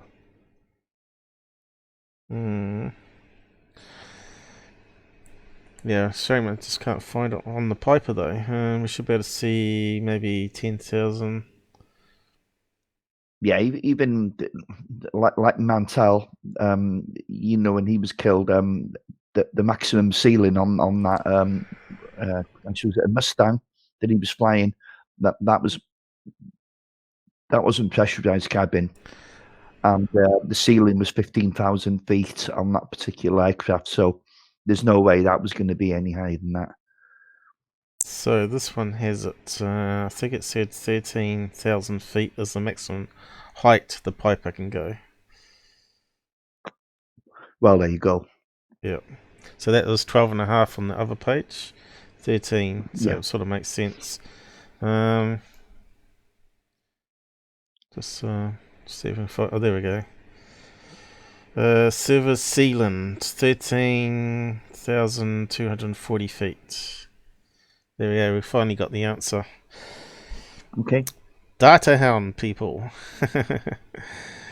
So carry on reading. Where did we get up to?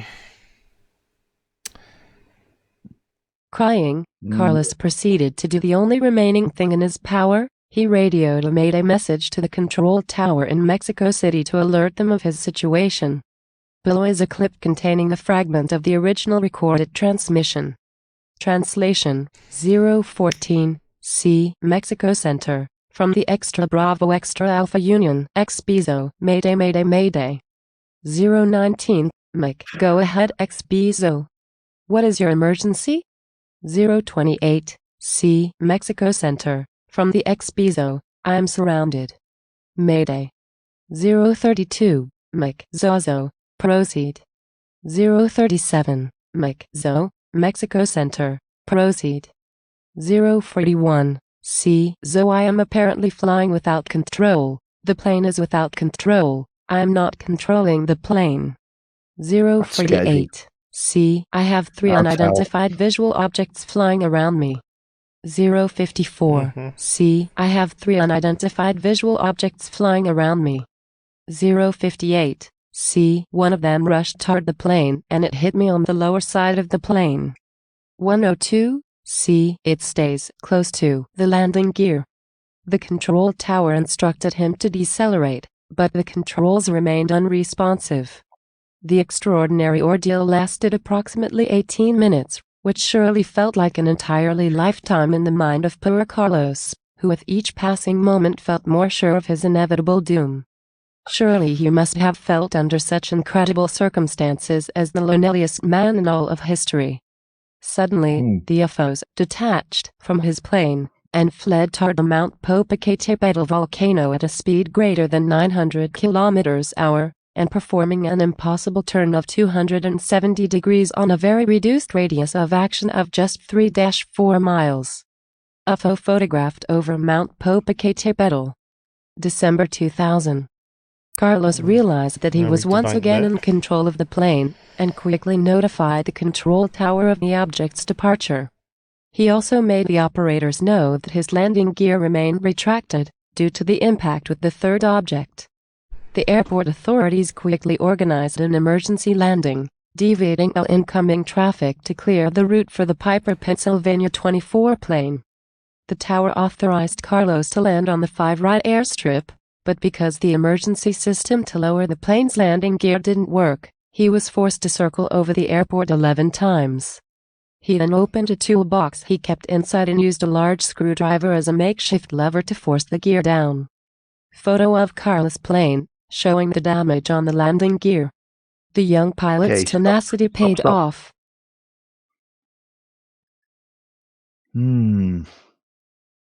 So damage myself. Like Yeah, I guess. well, it's not the best photograph, is it? But still, it's quite a troubling situation, isn't it? And it's a bit clumsy on the behalf of well, whoever was flying that thing, or whatever was flying that thing. I mean, did it mean any harm? Was this an accident?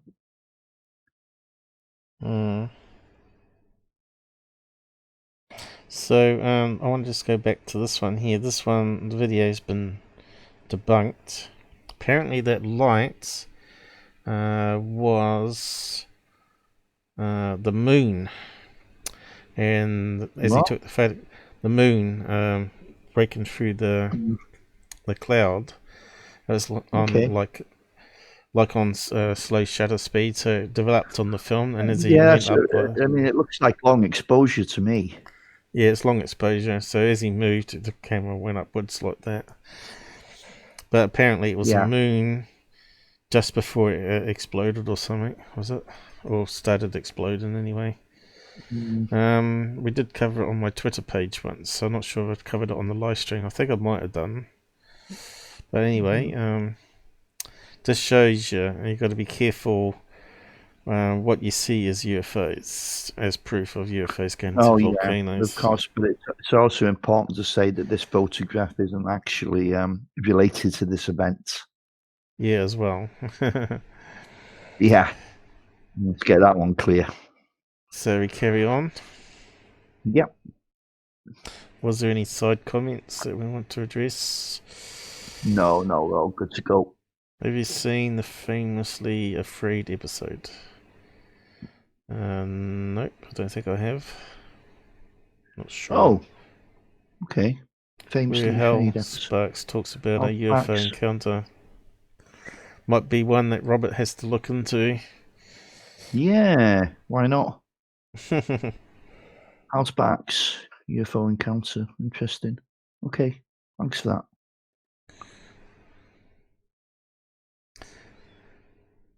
The young pilot's tenacity paid off. The landing gear extended and he was finally able to land. Carlos was in such a state of shock that immediately after the plane touched down, he fled out of it without even bothering to turn the engine off. Perhaps he was still fearing those 3 objects might still come after him. An ambulance driving towards the battered Piper eventually caught up with him and the medic calmed him down and drove him to the airport's headquarters. The nightmare was over. Or so he thought. The unnerved young man was taken to the clinic inside the airport for a checkup and was given some sedatives to calm his nerves. A day later he was examined by Dr. Luis Amezcua, chief of the airport's medical services, who determined the pilot wasn't under the influence of any substance which might have altered his perceptions. The physician confirmed his good health and gave him permission to continue flying. As a possible explanation for Carlos' extraordinary account, Dr. Amezcua tentatively suggested he might have suffered from hallucinations triggered by hypoxia. That would have probably settled the matter for all the authorities concerned and completely ruined the young man's career, were not for the testimony of Julio Cesar Antarian Diaz and Emilio Esteño Lopez, the 2 radar operators working that day on the control tower. The radar operators observed a fast-moving echo on their screens departing from Carlos' location at a speed of approximately 400 to 450 knots, making the exact same maneuver he observed from his cockpit. Their affidavit was recorded in an official minutes of the General Directorate of Civil Aeronautics, by the Office of Aeronautical Authority for the International Airport of Mexico City, on May 8 of 1975. So I think that's telling us there's actually witnesses to this, or the 2 radar operators. The plot thickens, doesn't it? Yep. I might just mute my mic while I eat something here. I don't want you to hear munching noises, but you want to talk about it and just say resume, and I'll just control it while I eat. Yeah, I think you can. I can't actually scroll myself, so. What do you want to do? Okay, wait there just 1 second, Paul.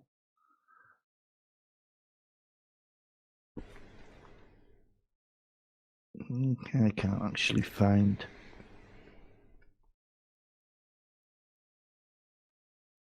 Yeah, okay. So hypoxia, that seems to cover a multitude of sins in cases like this, because you just blame it on, the pilot hallucinating. Thing is, how would he have got to that height in the first place? If it wasn't for the intervention of whatever these guys were. I think you'd have to see the black box record and see if it instantly went up quicker than the plane could fly itself, right? Yeah, of course, but we wouldn't be privy to that information, would we, Paul? Not in this report, anyway. No. But there was some cover-up, wasn't there?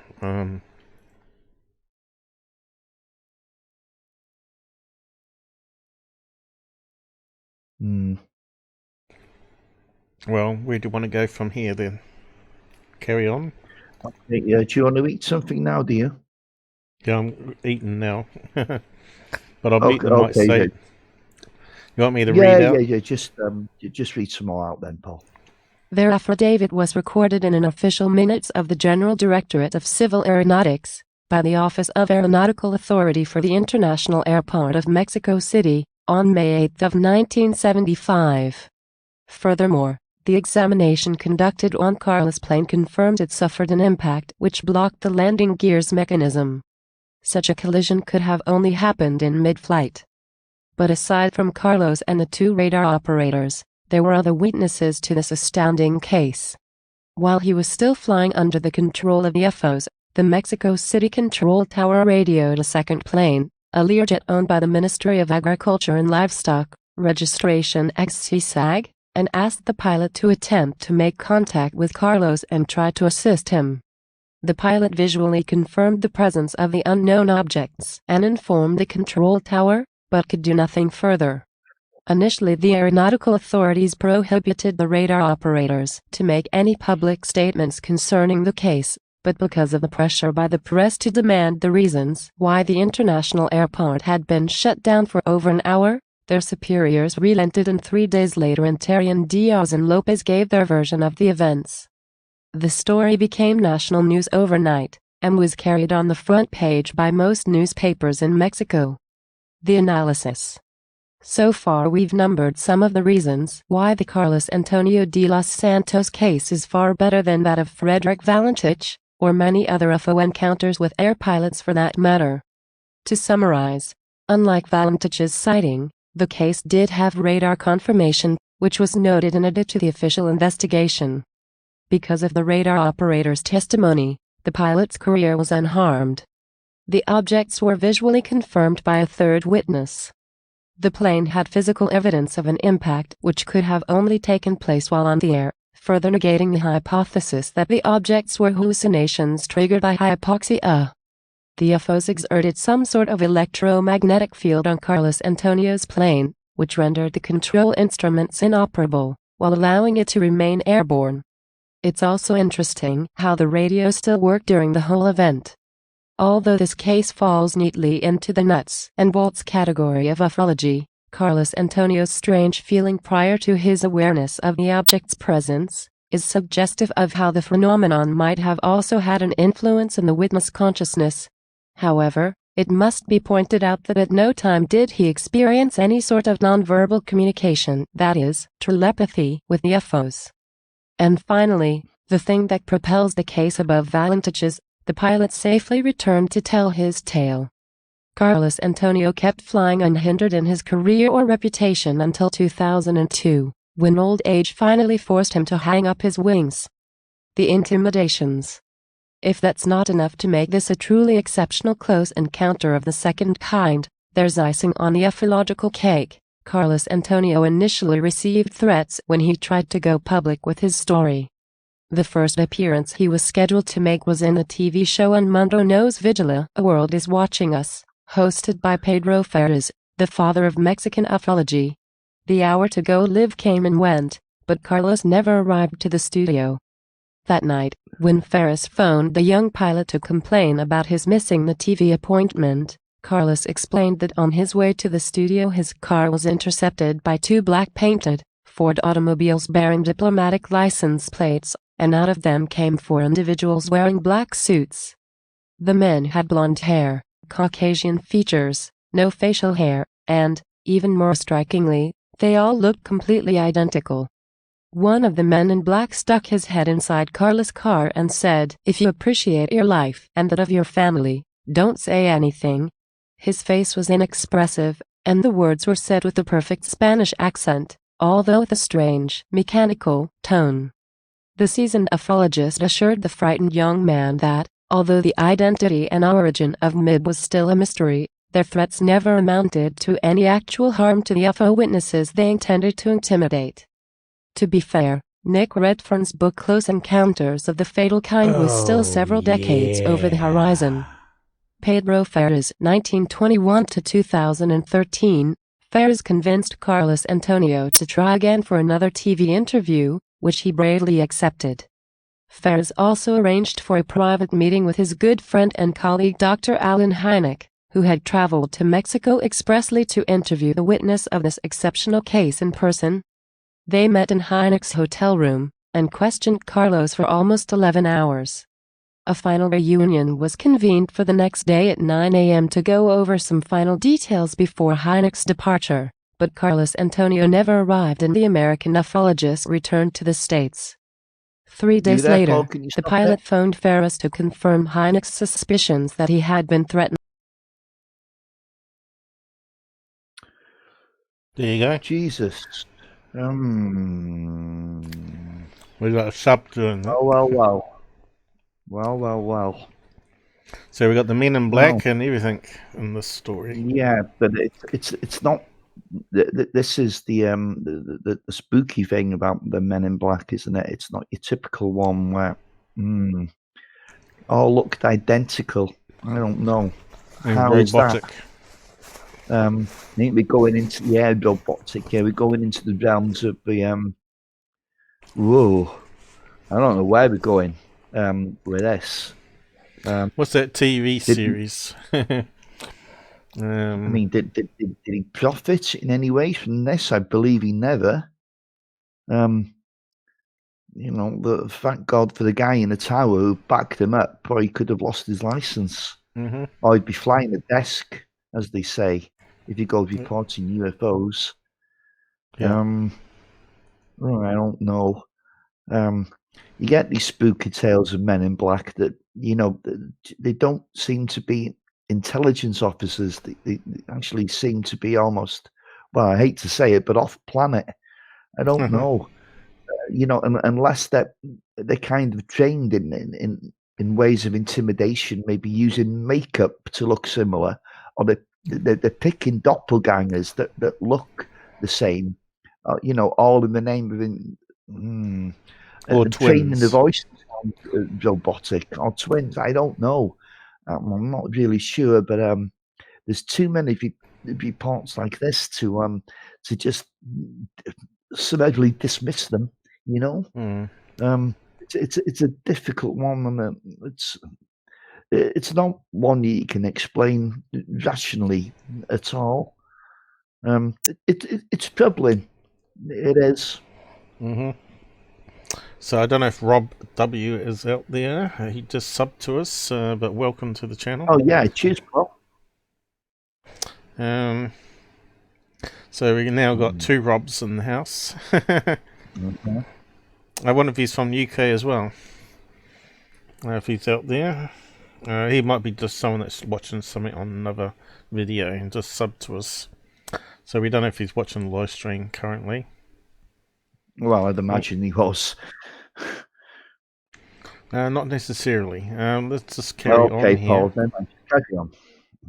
3 days later, the pilot phoned Ferris to confirm Hynek's suspicions that he had been threatened a second time, and indeed, Carlos told the Mexican investigator how he had been intercepted in the hotel lobby by one of the same fearsome individuals he'd met before, who reminded him that this was the second time he had been told to keep his mouth shut.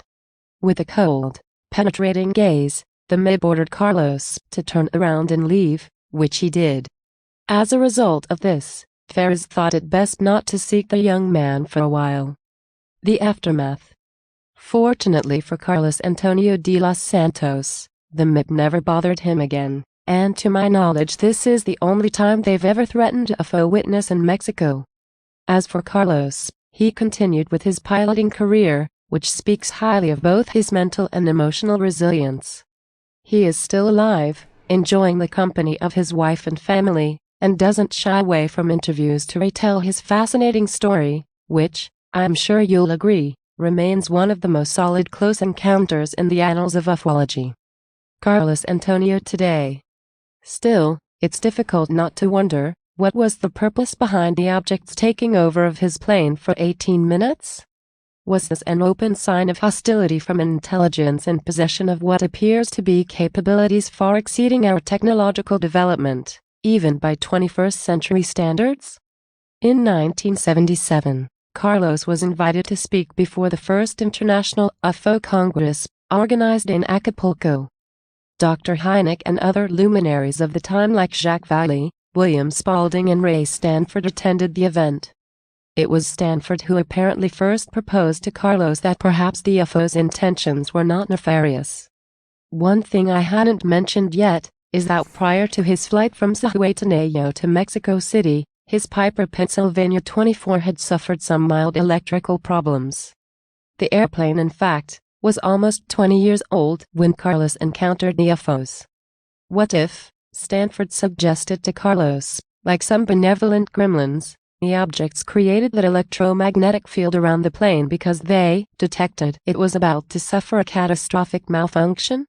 It's a rather speculative and unsubstantiated hypothesis, but it seems that over the years this explanation grew on Carlos. Who knows? Perhaps relying on such a comforting idea is just what he needed in order to continue with his career. Hopefully you won't judge him too harshly for it, especially if you yourself happen to be reading these lines at 30,000 feet. References: Pedro Ferris and Christian Siragüe. Yeah, so this happens to an awful lot of people who've had, well, you'd have to say in his case, something bordering on a near-death experience. So a lot of these people kind of lose the plot over the years, you know, and they start believing anything and everything, and they start seeing UFOs everywhere. And unfortunately, that's something that that does happen to a lot of these people who've had these type of experiences. It's unfortunate. I mean, it happened with Betty Hill. And she started seeing UFOs all over the shop. Now, I don't doubt her original experience, but I doubt. You see that Paul Job W was down the side chat, so he's obviously listening to this when he said, Yes, he "Okay, piped up, so we knew he was around. Yeah, okay. He's in Thanks, USA. Yeah, Pennsylvania. Cool, man. Just trying to find the location on the map again. Where's the Mexican city here? Okay, I need to go bathroom again, Paul. I won't be 2 seconds. You have looked that. Yeah. So always going to the bathroom. Of course, we call those toilets in New Zealand. A bathroom is where you have the shower and bath. Mexico. What was the other location? I was going to Mexico City.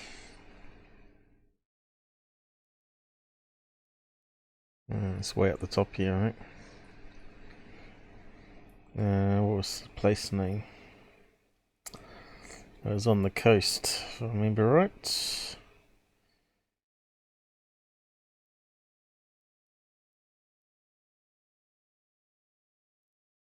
Yeah, it's talking about the Australian one now. Oh, what's happened there?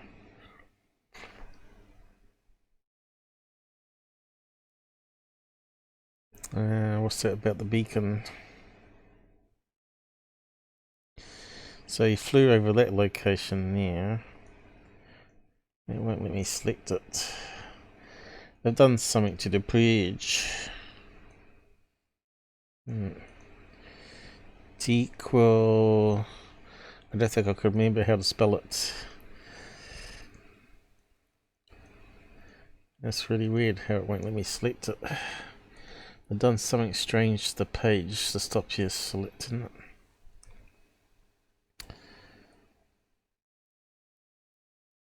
Yeah, definitely something weird going on. Looks like I'm not going to find it. Rob's already back. What was the two locations again?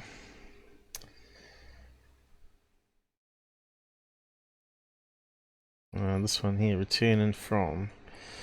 Will it let us get to that one? No, no. So can we see it on the map? So something rather. Can't be too many place names. Mexico.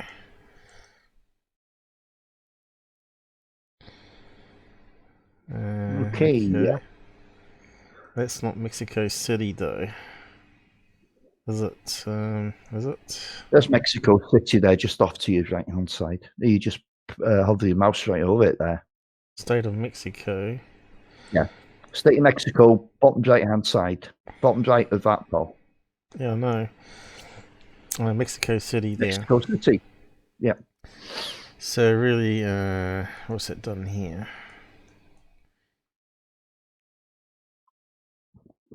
Mexico City.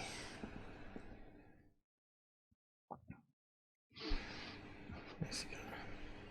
Okay, it should draw a proper line. Why hasn't it done it? Alright, I was thinking about it.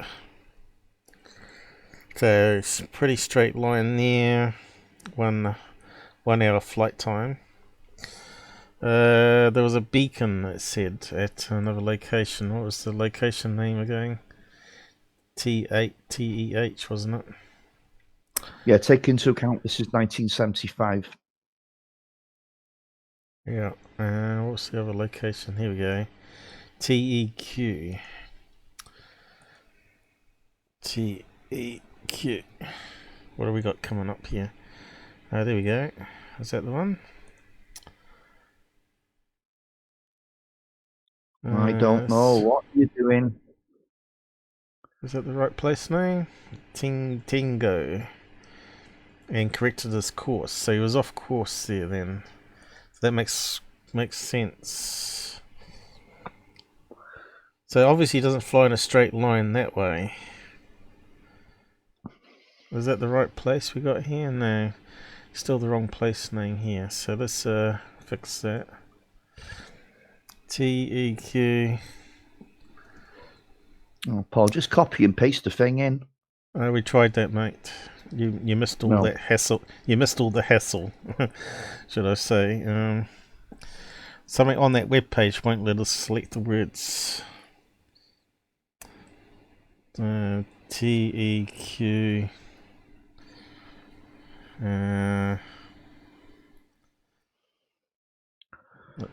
How do we say it? EUE. I know it's going to frustrate you, Robert, but let's just see if we get this right here. Here we go. That looks like the right spelling now. Okay, let's get correct flight path. Oh. That looks like the right place, is it? Quit. Has it got quit in it?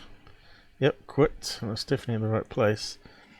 So he's meant to be flying from here to Mexico City. He must have drifted off course a wee bit.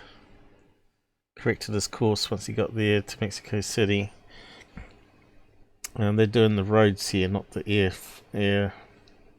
routes on the map. So yeah, I think we finished the article, haven't we? Or do we have some more to go? I think we got to the end, didn't we? Yeah. Okay. So, Mexican classic flying saucers. Mexican hats. Very amusing. I'm not amused, as the Queen would say. Okay, so where do we go from here, Robert? Okay, we're going to go to a similar incident which we covered once before. We won't cover it in as much detail this time. This is where it's known as the Coyne Mansfield incident, helicopter UFO incident. And this was also where, well, the helicopter on this occasion was dragged to a high altitude and lost all kind of control. I'd like to add we've covered that one before. Yeah, we have, but we've got new listeners, and I'm sure not all have heard that. And because it's relevant to the first case, it's definitely worth having a look at again. Okay, if you want to. Sure. Yeah, we won't spend too long on it, I hope. Anyway. No.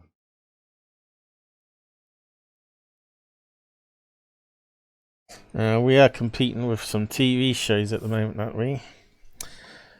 What's on today? So, I think we had trouble selecting this one too. So let's see what happens. Nah, there's nobody. The 1973 Mansfield Coyne helicopter UFO incident. The incident of October 1973 over Mansfield, Ohio, was witnessed by 4 professional military pilots, as well as multiple witnesses on the ground. Furthermore, the encounter is still unexplained but considered one of the more authentic of such incidents. An unknown and highly advanced aircraft would zoom in on a military helicopter and then stop suddenly in front of them, hovering silently. Sketch of UFO by witness Larry Coyne. Each of the pilots would sign sworn testimony regarding the authenticity of the encounter, such was the conviction of what they saw. Perhaps more important was the commander of the helicopter in question chose to speak to the media before debriefing his superiors. This, rightly or wrongly depending on your perspective, prevented any aspect of the incident from being classified. UFO researchers still actively investigate the case today and still seek witnesses who may not have come forward with their accounts. We will look at some of those new reports from previously unknown witnesses a little later. Before we look at the Mansfield incident in a little more detail, though, check out the video below. It looks at not only the basics of this case but briefly at other sightings from experienced pilots. Contents: collision course with a strange red light. As the Army Reserve A-1 helicopter cut through the night sky on the 18th of October 1973, events were about to become surreal. The 4-man crew, Captain Lawrence Coyne, Lieutenant Arrigo Z., Sergeant John Healy, and Robert Janacek had traveled from Cleveland to Columbus earlier that evening for a regular standard medical examination.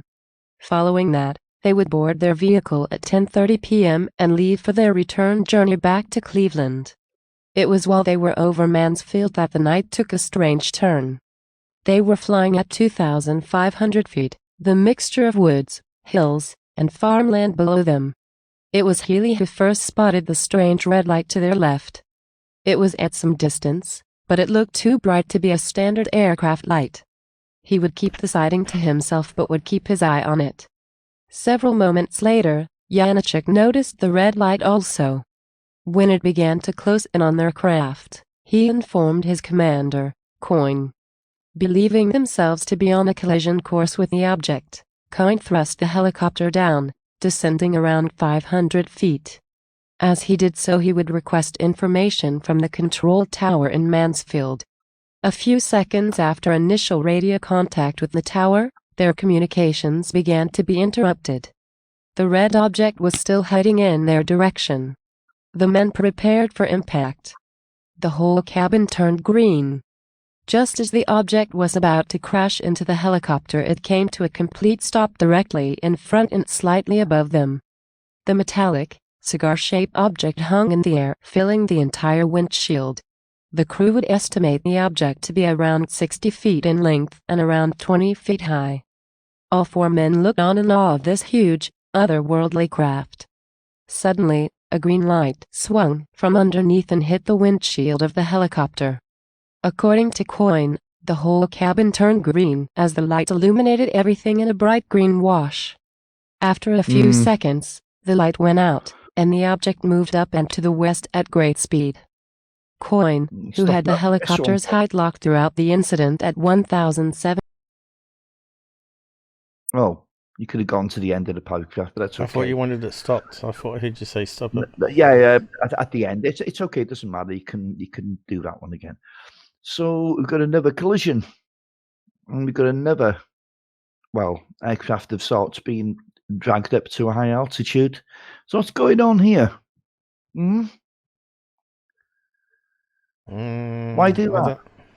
Why drag them off? Why would you do that? Unless I don't know. I mean, was it an attempted abduction?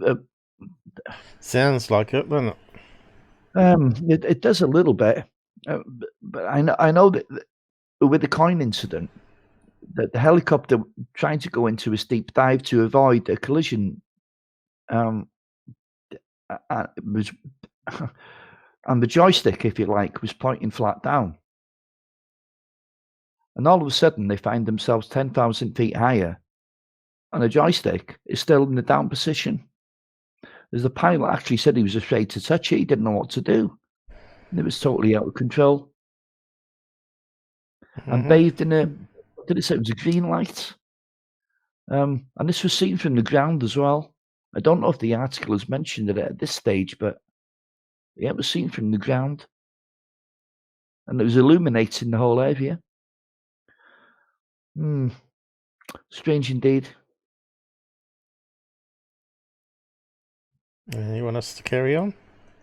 Yes, sure. Coyne, who had the helicopter's height locked throughout the incident at 1,700 feet, realized they were suddenly at a height of 3,500 feet. They had climbed almost 2,000 feet in a matter of seconds and never knew it. Suddenly a bump nudged the helicopter, and instinctively Coyne climbed slightly, the vehicle now back in his control. The crew, still shaken, but all calm, continued on to Cleveland, where they would make an official report of the incident. However, unlike many encounters involving aircraft pilots, military or commercial, Coyne would give his report to the media upon landing. A local Cleveland reporter ran the story the following day. Shortly after, Coyne appeared on the Dick Cavett Show and told of the encounter to a national audience. It is because of his actions that the account is largely seen as credible. It also gave the military no chance to cover up or ridicule the incident. And even had they tried, several people below also witnessed the bizarre events unfold. The video below features the crew of the helicopter talking further. The ground witnesses. There were several witnesses on the ground who would corroborate the pilot's accounts. Oh, what's happened there? Oh, it stalled. We lost One of them was connection? Jim Carver and his family, who were driving to their rural home just outside of Mansfield. Along with Jim were his three That's siblings that Men and in his Black mother, again. Emma. It was shortly after 11 p.m. when they noticed a strange red light in the sky above them. It appeared to be getting closer. Emma turned the car onto Route 430. As she did so, both she and her 4 children could now see 2 lights up above. One was red, and the other, green. As each of them watched the lights in fascination, they noticed the sound of an approaching helicopter. Emma pulled the car to the side of the road, and she and her children stepped out to watch the events above. They could see the huge cigar-shaped object hovering over the helicopter. Suddenly, they witnessed the bright green light shoot out from the underside and bathe not only the entire cockpit in fluorescent green but everything in sight. The woods, the car, Everything turned green, was one report from a witness below. As the crew reported, after a few seconds the light went out and the object moved away, casting a brief flash of bright, white light as it did. Incidentally, there was a spike in UFO sightings throughout the United States in October 1973. Several prominent cases reached national headlines. Perhaps most famous was the Pascagoula incident, which featured claims of alien abduction. We will return to this sighting in detail in a future article. The short video below features a news piece looking at the apparent surge of UFO sightings during this time. New witnesses come forward. 15 years later in 1988, a new witness came forward with information. Gene Elias from the southeast Mansfield area recalled laying in bed watching the 11 p.m. news when the sound of an extremely low-flying helicopter made her stop watching the television. She was used to low-flying aircraft as their house was only 6 miles from the Mansfield Airport runway. However, this aircraft sounded lower than normal and she feared an imminent crash. You want to go to the next paragraph? You're playing with your toys again, aren't you? However, this aircraft sounded lower than normal and she feared an imminent crash. As she panicked, she hid her head under the pillow on her bed. She could hear her teenage son, John, calling to her from his room next door. The loud rumbling sound had awoken him, and a bright green light filled his entire room from outside. Following an appeal in the Mansfield News Journal in 2015 for witnesses. So did you want to say something there? Yeah, I still got yet to do my UFO. I lost track of what I was going to say there. Say, to be honest, I didn't know what the hell was happening on the screen there. There was aliens coming out of nowhere. I'm still yet to do my UFO chase and aliens run across the screen. It's a little bit distracting if you try to focus on a case, I tell you. Never mind. So, okay, just carry on. So what's people saying down here? You can check out this video where Vincent Smith calls in the show. Yeah, we already covered it in last Sunday, was it? Last Saturday? Vincent Smith. So, what am I missing here? about his abduction case that he had. Schmidt. Abduction case, okay. All right. Yeah, so just carry on. Following an appeal in the Mansfield News Journal in 2015 for witnesses to the Mansfield incident, many people did come forward with new information. One was Brian Stevens, who at the time of the incident was 13 years old. He would recall seeing a red-orange ball that he couldn't take his eye off as he walked along Ohio 39. Another new witness, Glenn Stout, worked at Mansfield Tire. He and several co-workers were on a break at the back dock when a crazy-looking light sped towards a helicopter, nearly crashing.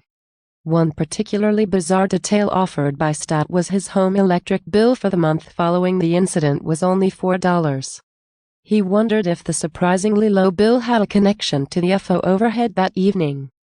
Judith Ham was yet another person who witnessed the bizarre events of October 1973. She claimed to have almost screamed out loud as she witnessed what she thought was two planes about to crash into each other. Ham believed it was a military plane until reading stories of the encounter afterward. Not anything military. Les Kaiser, who was 13 years old at the time of the sighting, would witness the strange events from his back garden along with his 30-year-old sister. As they were doing chores in the yard, a huge oval-shaped craft came into view over them. There were 2 red lights on the object, which suddenly vanished to be replaced with an intensely bright green light. He could clearly see the helicopter in front of the craft, glowing in the green waves. Kaiser felt immediately it was a UFO. His sister, however, would state to him that it's probably military. Don't say anything to anyone about it. He would tell the Mansfield News Journal in 2015, I know what I saw, and it wasn't anything military.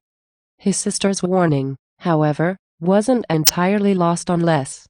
He wouldn't talk about it until the appeal for witnesses through the newspaper. He would state that the experience was so strong for me that I never lost it in my mind. Just what was seen that evening in the skies over Mansfield, Ohio may never be known. While it isn't beyond the realm of possibility that the military has more information on the case, the fact that Coyne bypassed potential censor-heavy channels by speaking directly with the media suggests the incident is mostly intact. Whether or not there was clandestine military involvement somewhere in the timeline of the episode is open to debate, as is the question of whether the incident is part of the apparent wave of sightings in October 1973. If there was a surge of activity at this time, what was the reason? The video below looks at the incident a little further. Disclaimer: the stories, accounts, and discussion in this article are not I'm not sure if you played that or not last time, but the witness accounts. Yeah. I don't know if there was any abduction cases in that period. Yes, there was. Of course, there was. 1973. That wave of 1973 was Calvin Parker and Hickson. The Pascagoula incident. Pascagoula UFO abduction. Yeah. You can't get many abduction stories that are much better than that, can you? I'm gonna sneeze. Hang on, I need the boot. Hang on, I managed to seize it. That's the problem with having a fan on, because it gets the dust stirred up. Okay, so that's a recap of that one. Oh, hang on. I hope I'm not getting the bug again. Hang on.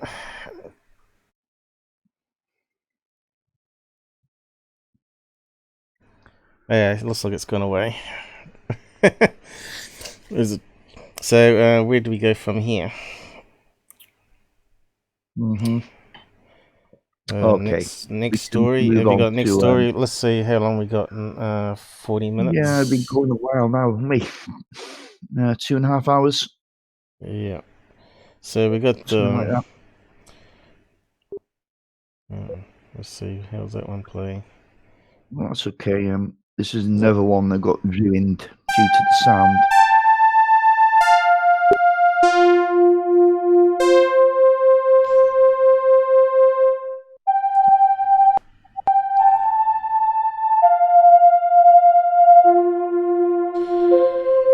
Yeah, we're gonna get abducted here.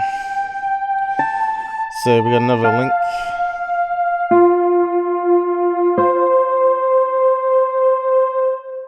Yep.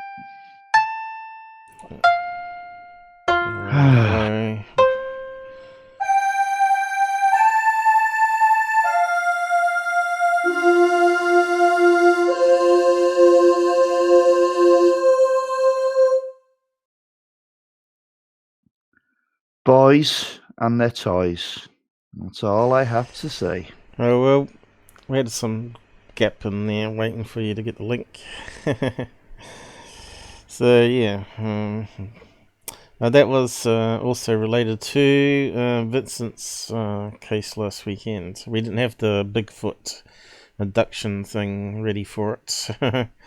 You know, I think we'll have to. Well, what we'll have to do 1 week is just do a full episode on Bigfoot.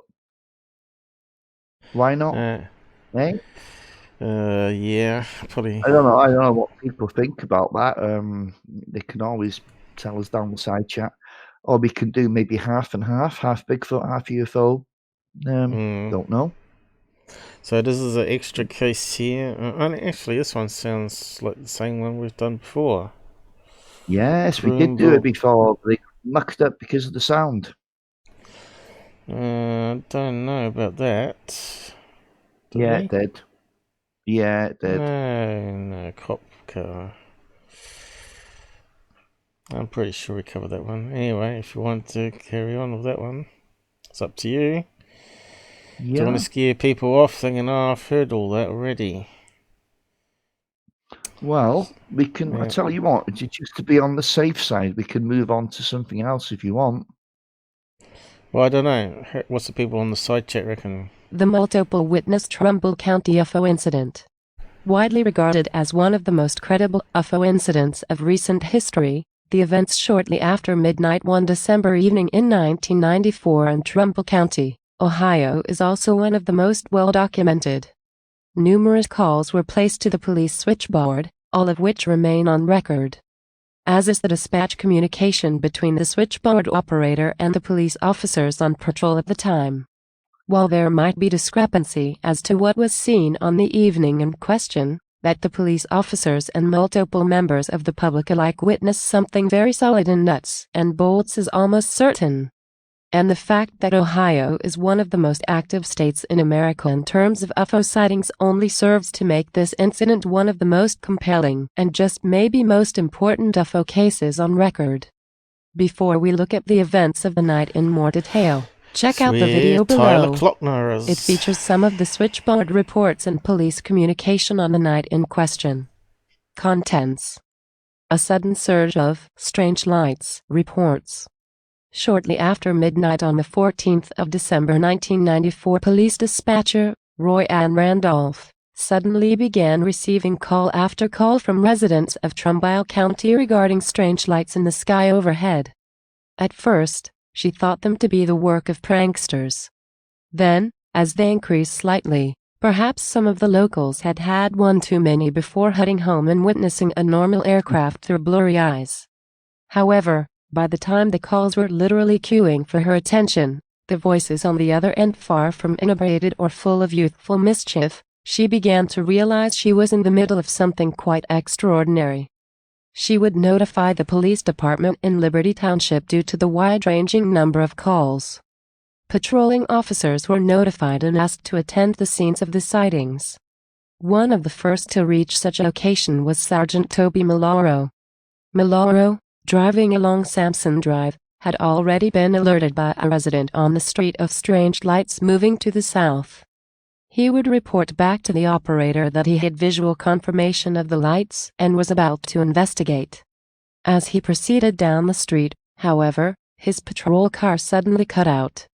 He made several failed attempts to restart it. As he was doing so, the entire area around him suddenly lit up from above.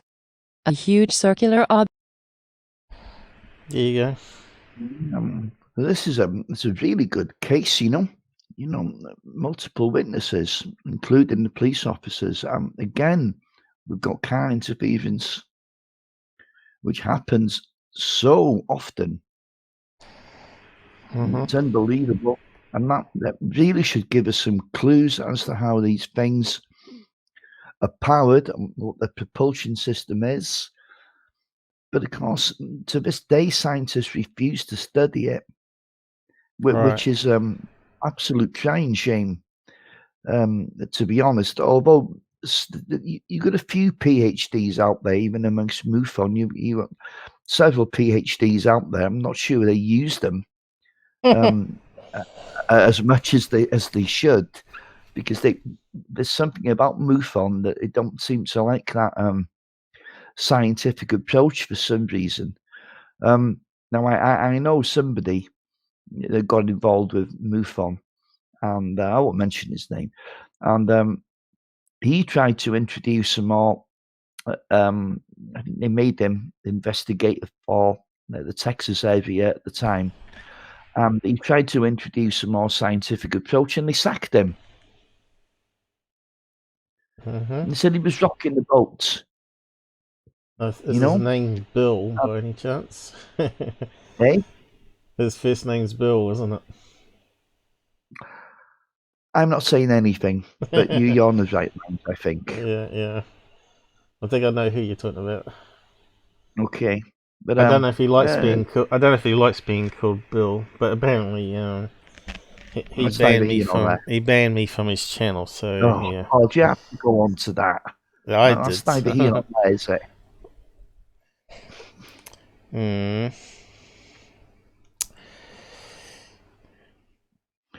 Okay, huge circle object the size of a football field. Okay. Yeah. Extremely low altitude as well. Remember, this is 1994. Phoenix landed in 1997. Interesting. So you want us to read that out or what? Yeah, carry on. A huge circular object the size of a football field.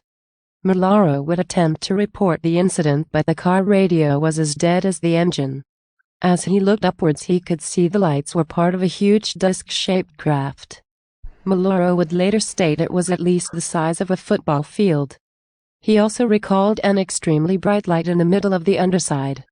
He stood outside his vehicle watching the behemoth-like craft move calmly overhead. Interestingly, he would note, the craft, for all its size, didn't make a sound. At least not one he could hear.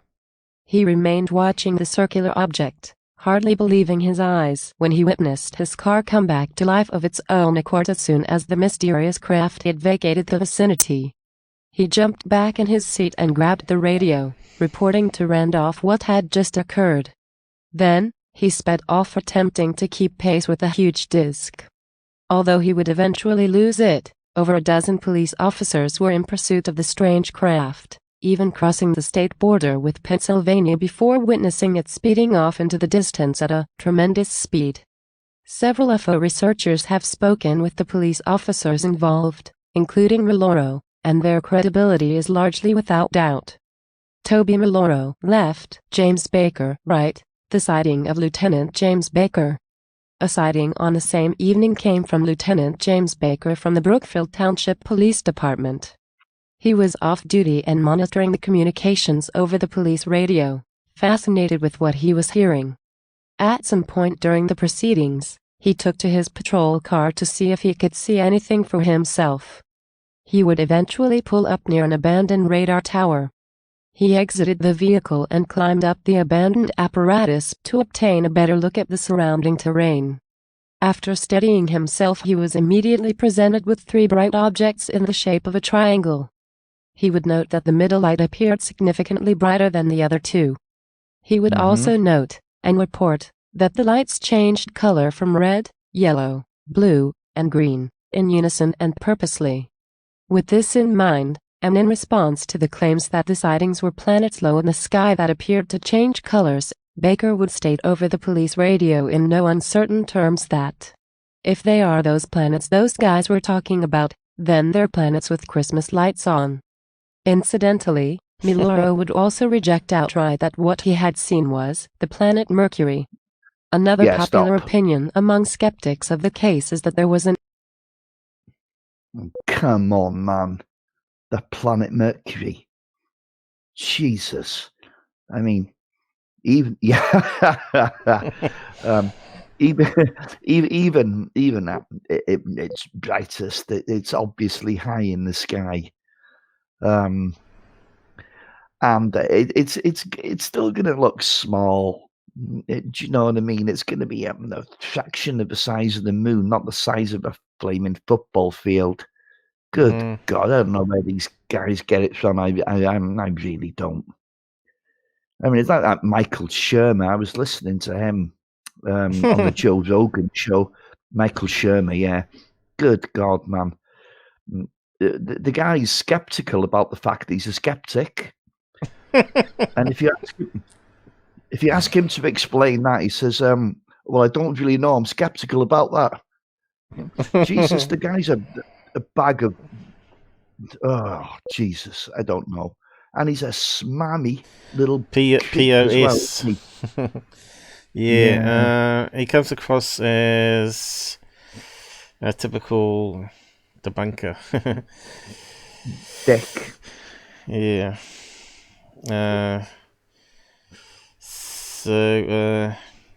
Yeah, they're saying it can't be planets unless it's got lots of other lights blinking around it. Yeah, Michael Shermer. People being fooled, it might fool the odd, somebody who's not too educated of what they're looking at. They might think it's. The planet Venus, I'm sorry, has been responsible for so many false UFO sightings over the years. Shermer reminds me of the other guy. What's his name? Seth. What's his last name? Seth Shostak. Yeah. Yeah, the one both looking for smart radios. Yeah, Martin Willis showed him up last time he was on. He was making all these claims that were false. And that's the same with Shermer. They don't have their facts.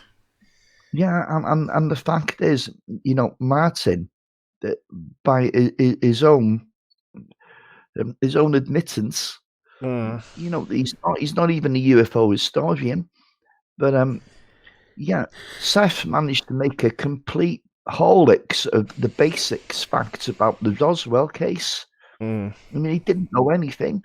He was either, I don't know, being severely misled by someone, or he was lying. It was one of the two. At worst, he was lying, and thinking he was going to get away with it. Well, he was never going to get away with it. There must have been hundreds of people at home listening to that, screaming at the guy, "No, that is not how it happened." And anyway, he wouldn't have it. I don't think he'll be invited back on Martin's show again after that. He tried to make Martin look like a fool, to be honest. It was his own fault that he came unstuck. Yeah. So if you're not knowing what we're talking about, the Martin Willis Show is one of the UFO channels we recommend, a podcast. And he mostly interviews people that plug their books and movies though, but sometimes you get some really good people on there. Yeah, it does, yeah. It's like a guest. It's going to be like hit and miss. I mean, hit and miss. I mean, he kicked one guest off his show, didn't he? Because the guy was, I mean, obviously full of shit, wasn't he? You know, he the was guy a BSer. Were flying jets over his house to intimidate him. Yeah, I'm not sure what live stream that was that I did. Yeah, I looked at his UFOs one Saturday, and it was just birds. Yeah. He was claiming that he was being followed by the men in black and all that sort of stuff. I think when you bring on a new guest, you're always taking a little bit of a chance, aren't you? You know, you don't really know what they're going to turn out like. The last guy he had on, the guy that reckoned he was Wright Patterson Air Force insider. My God, that guy just constantly plugged his book throughout the show to the point where it was becoming nauseating. And Martin Willis is quite keen on language used. That this guy was calling Philip Class Philip Ass, and he kept saying it, and Martin was starting to get a little bit angry with him, you know. But it worked out in the end, and the interview carried on to its completion. But the guy was not interesting. He was not at all. He sounded like he was very low level at Wright Patterson Air Force Base, and he didn't know much at all. Only a couple of anecdotal little tales that he'd been told, you know, by a contractor that was working there, and he's managed to write a whole book out of that. So there's so many people like that in ufology; it's unbelievable.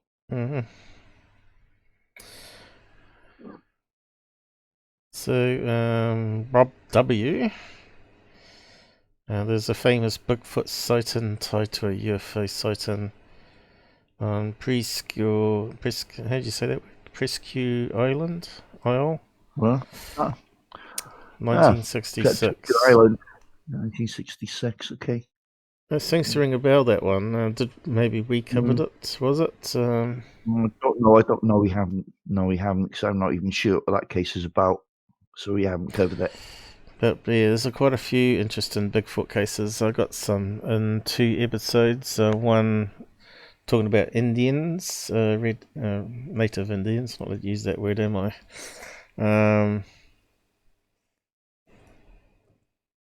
And various 911 phone-ins, which are crazy, some of them.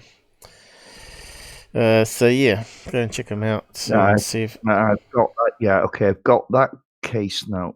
So I'll bookmark it and I'll do some work on it, okay? So, are we finished with this one, or are we moving on to the next topic? Um, I think there's other sure. stories. I don't think any more was on this one. It was just talking about other sightings, wasn't it?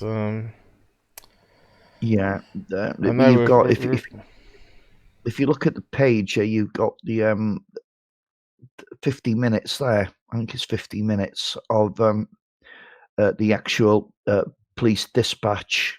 Yeah, I think we played it last time. Yeah. It's obviously far too long to play here. It gets a little bit uninteresting in the end, unless you reveal data and. We played a wee segment of it last time, I think, and we took a chance, no copyright claim. So yeah.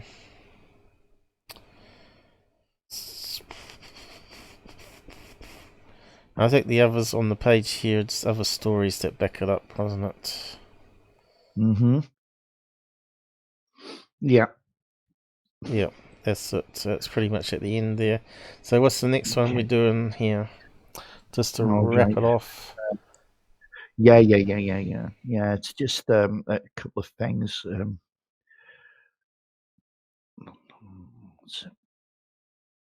Yeah. Okay.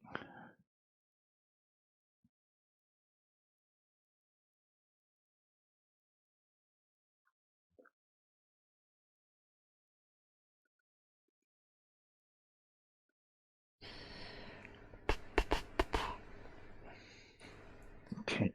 I'll leave you with that. I'm just going to need to pop to the toilet again, Paul. I'm going to have to make a control panel Rob Peen in a bucket or something.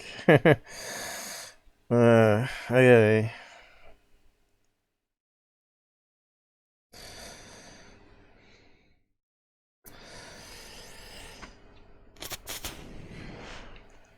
I haven't managed to annoy him too much today. I haven't to use my rhino on his head. So what's he got coming up now? While he's gone, I just want to play the Corbell thing, which plugs the channel.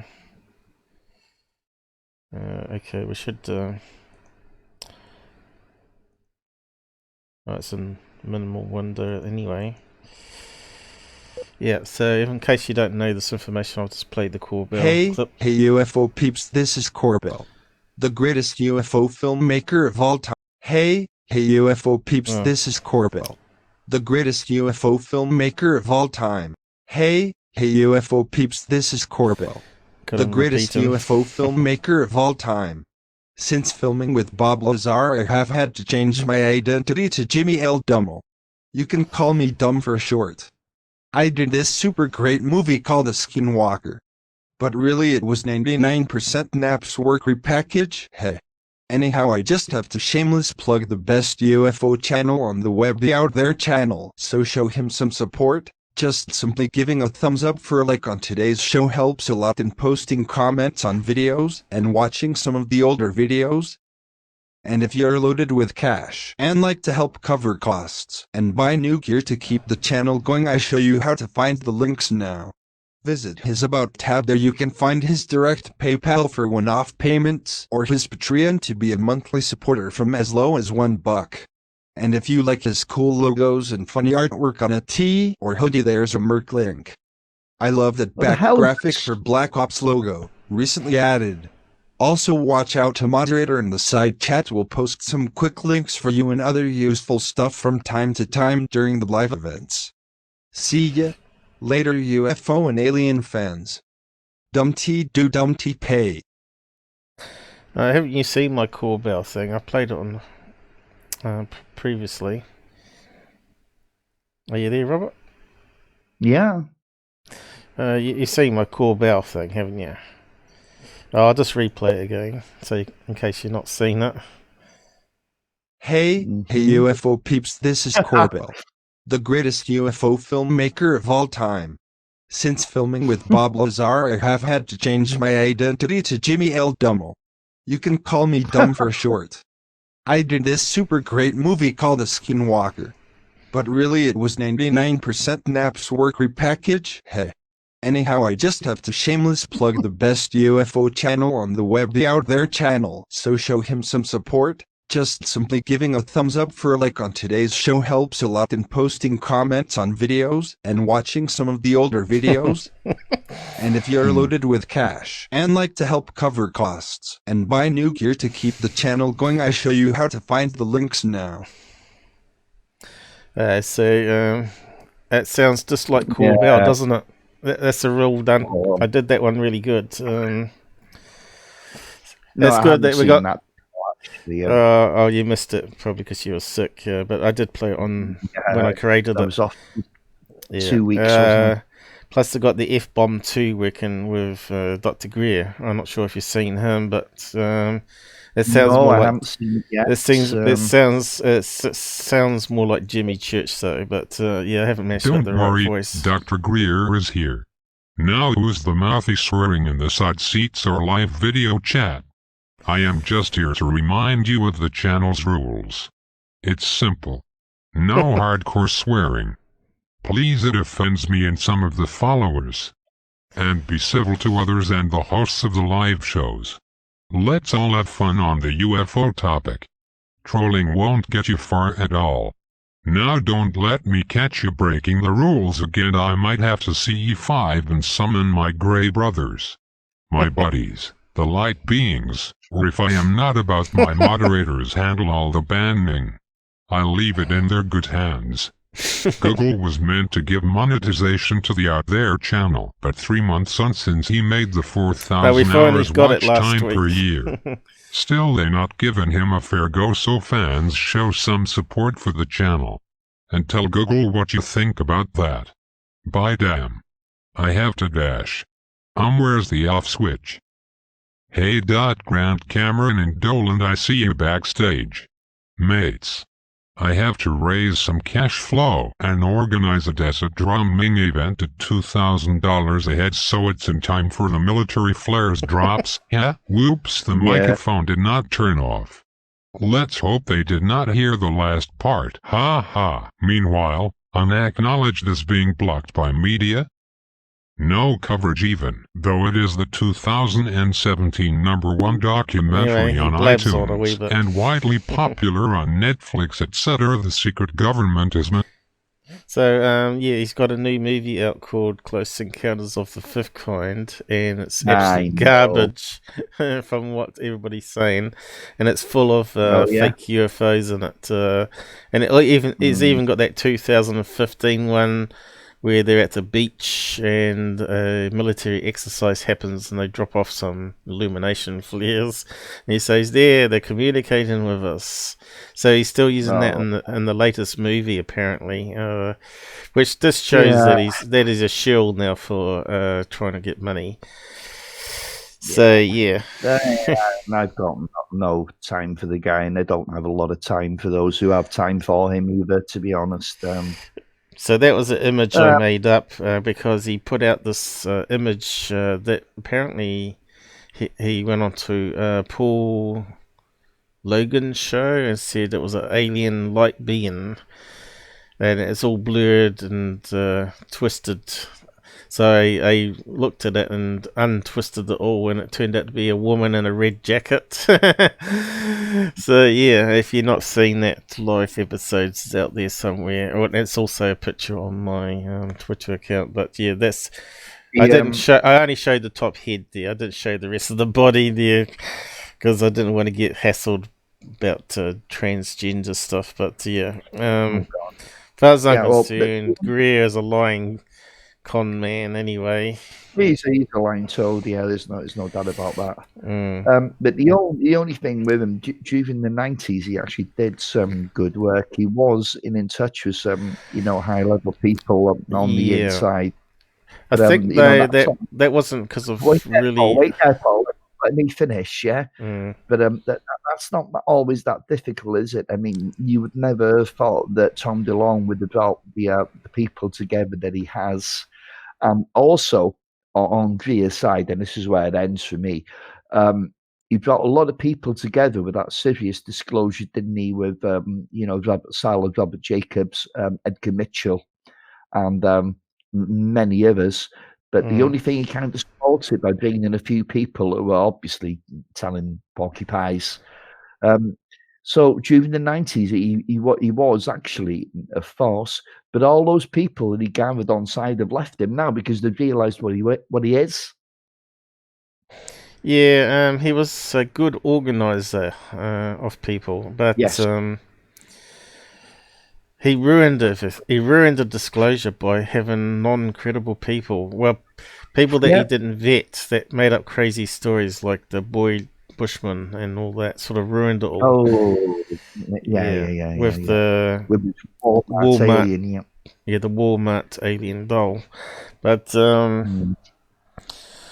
but if you look at it this way, so you set up a UFO group in America and you get a lot of Air Force people to submit all their cases, of course Pentagon or the Men in Black are going to be interested in getting access to that database too, so they can get the names of the people that didn't report it to them. They want to know what they got. And it makes sense to be invited to the Pentagon to try and get them you on their side to reveal what you got from people, because they couldn't do it themselves because people didn't trust the government. So so he grew in popularity from that point onwards, right?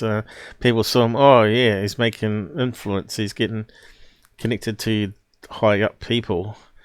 But really, that was more luck than anything. I think anyone could have, like Lyndon Moulton Howe, she did the same thing, right, at the time. So she could have been the high up person, right? So it just depends who was willing enough to get people to come forward and actually document their stuff, especially Air Force people and cops. And the thing is, with Lyndon Moulton Howe, I mean, she was an award-winning journalist. I can't remember what newspaper she was with now. Was it the Washington Times? It wasn't the New York Times, was it? Anyway, I'm not entirely sure now. But she was a damn good journalist. But I think with Linda Moulton Howe, she got in touch with all these intelligence people, didn't she? And she was fed a whole bunch of disinformation, in my opinion.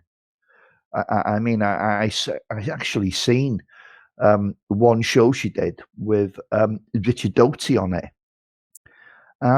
Richard, and this is fairly recent, actually. I've actually talked to Doty myself. He's on my Facebook friends list, but I don't actually. I've only had the one conversation, which was quite lengthy, and he's an interesting guy, and he comes over sincere. But at the end of the day, he's still a guy that was trained to lie. So you don't really know what he's telling you, whether it's fact or fiction. But he was on Linda's show, and he was actually saying that there was these two officers, and the aliens interrogated them and removed their eyeballs. What? Well, did they eat them or what?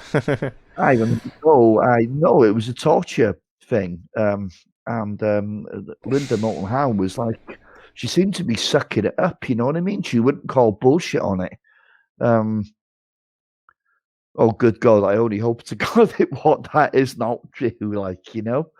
But yeah, that's the thing that the likes of Richard Doty and some of these other people she's come in contact with in the past have thrown her away, and I think they've made a little bit of mess of her mind.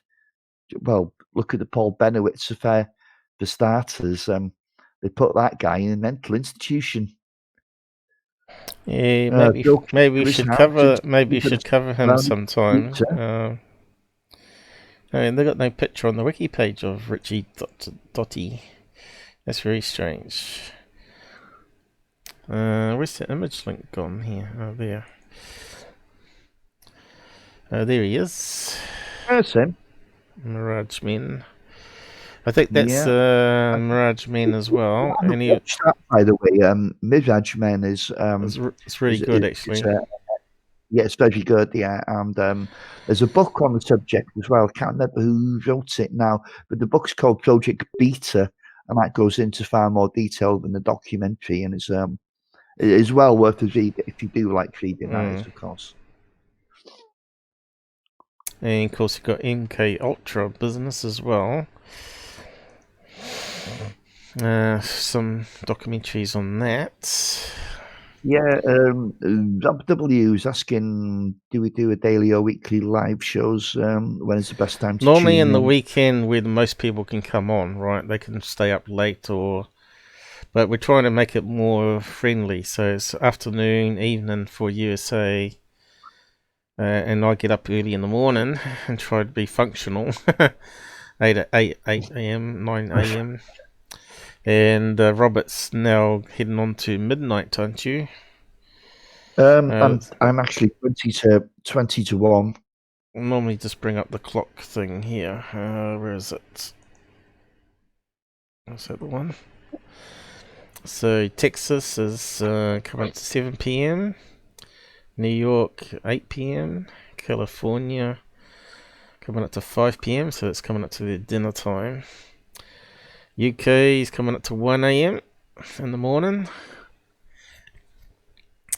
And China 7 in the morning, not 8 in the morning. Australia, we're only just getting up there, probably in the weekend, it's 10 o'clock in the morning. And Russia 3 o'clock in the morning, so they're getting on a bit. So yeah, so we try to try and stick to this new time thing. We had to adjust it a wee bit with the daylight savings business. Yeah, I mean, I'm happy to on the Sunday to start at like 10 p.m. You know, that's not a big issue for me. Yeah, So I like to try and keep it to the same though, so it means I have to compromise and get up slightly earlier because of the daylight difference. But it's working all right.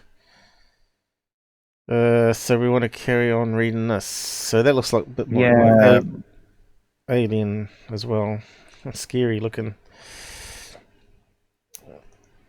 So NASA astronaut. Yeah. It's an interesting story. This. Go ahead. Okay. Yeah, it's processing it. It'll start in a minute.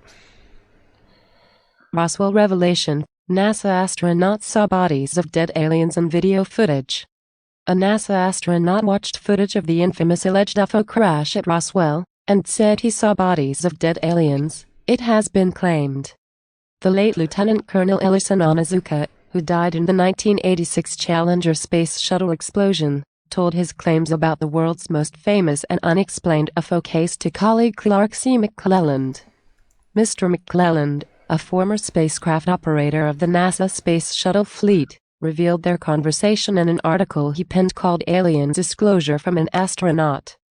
The Roswell myth has been at the heart of the UFO scene since in July 1947 the military sensationally announced in a press release it had found the remains of a crashed flying saucer in the desert nearby. But the following day it retracted the statement, saying it was in fact a damaged U.S. Air Force air balloon. Witnesses later came forward to say there had been alien bodies within a crashed craft, which along with the wreckage were then taken to the mysterious top-secret Area 51 military base in Nevada. The conspiracy theories surrounding the events remain today. Mr. McClelland told how he learned of the bizarre story as he and Mr. Onizuka discussed their time at NASA during a routine preparation mission. Clark C. McClelland.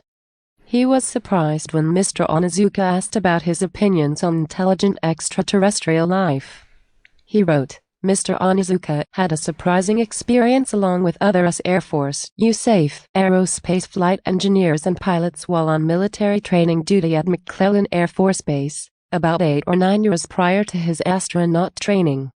He and this group were at this base for specialized training when they were directed to report to a viewing room. As they were seated, the room darkened and a movie began without the usual official introduction by a USAF officer. Mr. McClelland claims Mr. Onizuka described being startled when the film began to show what appeared to be some sort of medical examination room with small bodies laying on some sort of table or slab. He added, the small, Strange-looking creatures were humanoid in shape and appeared similar to those described by alleged witnesses at the well-known Roswell site in the southwest USA in 1947. They all had large heads, large eyes, slight torsos, arms, and legs. They did not appear to be of earthly origin. NASA Ellison Onizuka dies in the 1986 Space Shuttle disaster. Mr. Onizuka is said to have told Mr. McClelland when the film ended they were returned to their duties and not given any opportunity to discuss what happened. He speculated, claimed Mr. McClelland, it may have been a test of their psyche to see how they reacted. Mr. McClelland quoted him as saying, "Perhaps it was a planned safe psychological test for military reasons. NASA may have evaluated it in my selection as an astronaut in 1978. You know, what would my reaction be if I actually saw an alien being?" The pair apparently agreed to meet again to discuss it further, but then, on January 8, 1986, Mr. Onizuka and 6 other astronauts perished in the Space Shuttle disaster. Of course, there is no way of verifying Mr. McClelland's account, as he related after Mr. Onizuka died. Mr. McClelland has been known to make wild claims in the past.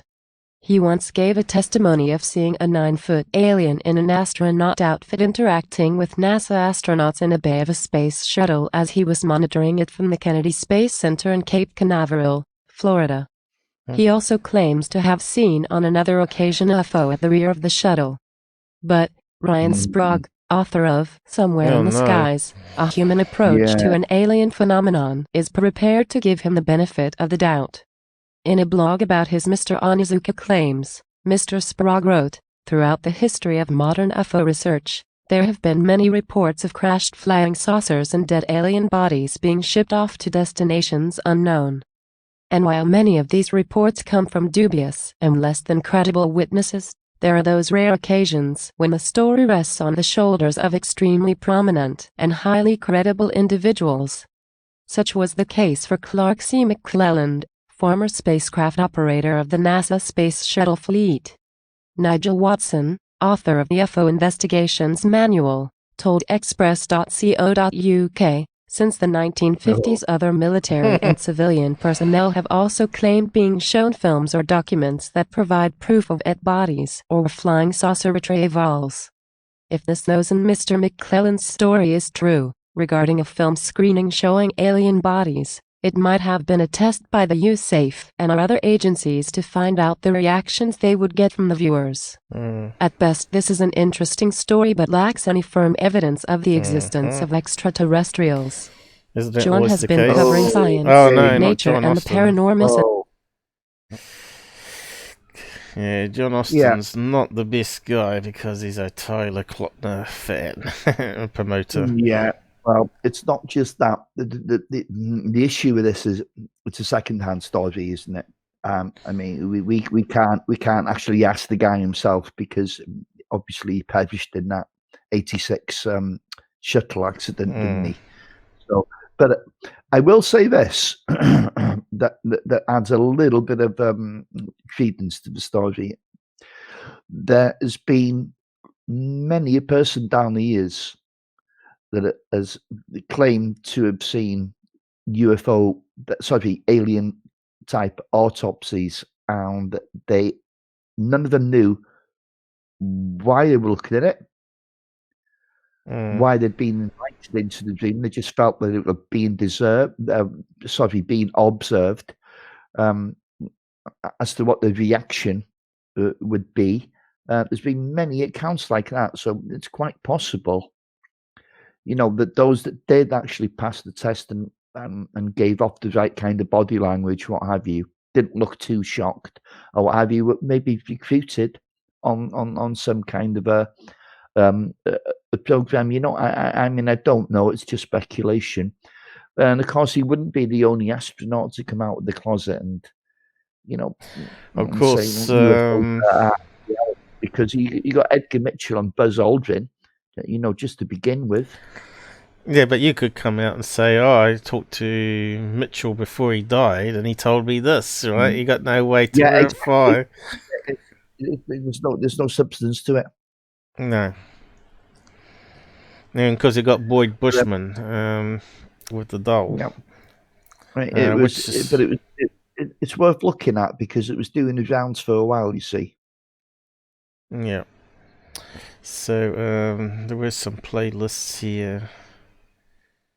But I'll get Boyd Bushman up in case people are not sure. Yeah. I have got an episode on it. No, I find the story extremely dubious, to be honest. I'll just type Bushman. Yeah. And while you do that, I just need to get it. Not a toilet again. You need like a tube straight to the toilet, doesn't he? Catheter. Okay, so this is Bushman alien doll. Made a mockery of the disclosure thing. And there's a couple of other people that were on there that also told lies. And of course we got the Bigfoot stuff. Just search on Bigfoot here. Again. Got to click into it. It doesn't always grab the cursor, does it? Kind of weird. Bigfoot. Should be a playlist here. So we got one of Indians. Vocals. Crazy stories. Which one's the playlist here? Everything Bigfoot. Here it is. Okay, copy that. Bigfoot. So we got no super chat today, Robert. You didn't make him really excited today. So yeah, not too sure if we've got any money come through. It normally updates about now. The stats when it nears midnight. Reckons I've made 69 cents US since I gave me money on ads. So I'm not going to get not probably barely enough to buy licenses ever probably. Well, don't spend it all at once. Yeah, I think you'll find the money I'm earning probably wouldn't even cover the bank fees, right? Because the Americans like to take $5 and $10 US off you whenever they transfer money. It hasn't updated yet, so we'll see what it says. I got a feeling that this one has been limited. Has it? Can we check it on videos here? Where's this? Has it got our one up today? Let's just have a quick look. We're supposed to be wrapping up now anyway, aren't we? We've got one more tab to look at, and let's see. Only if you want. How long is it? I don't think it's very long at all. What's it say? Does it actually tell us if it's limited on this? It probably don't, does it? It doesn't say. Should actually tell you on the admin panel, really, shouldn't it? If you logged in as yourself, it actually should give you more information here. Let's see. I probably can do it on another screen over here. Videos. I'll just check it on this screen, see what it says. Okay. Yeah, it's limited. Yeah. I wonder if it was because we said Corona or Nazis. It's funny, always gets limited. It's crazy. So when you join the live stream stage, does it normally have an ad? I don't think it does it? It normally goes straight to the live stream. I don't know, because I normally block the ads. Because what's happened is some people you now have an option to make ads non-skippable, which I think is a really bad idea. So you got to watch a full minute before you can actually watch what you wanted to watch. You know, you got to watch a full minute of the ads. I reckon that's just bad. You just always have to have the 5-second skip. So I make sure mine's any front ads or little side panel ads to not cause too much disruption, and also skippable ads, because I sometimes like to see movie previews in front of videos, but because people now have turned off that skippable ads, who was doing that? I think it might have been UFO NN or something. No, maybe not them. It was something like that. Maybe it was Richard Dolan. Could it be? Oh, Richard Dolan maybe had non-skippable ads. Anyway, it was really annoying.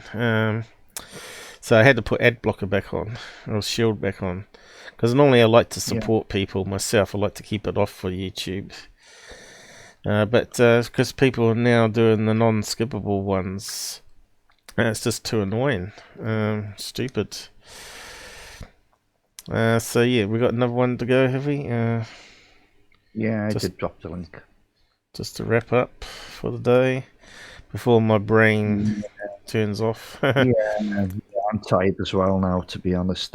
Anyway, this is carrying on the Alien Autopsy theme now, and this is the Kit Green business. The Project Camelot guys.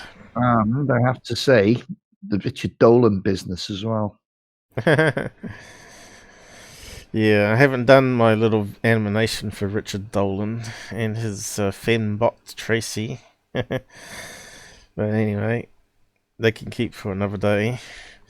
Shelley reckons I'm naughty. She said I'm a really bad person. So, yes. Maybe we need to scale down the writing on this one. I'll just read from the top.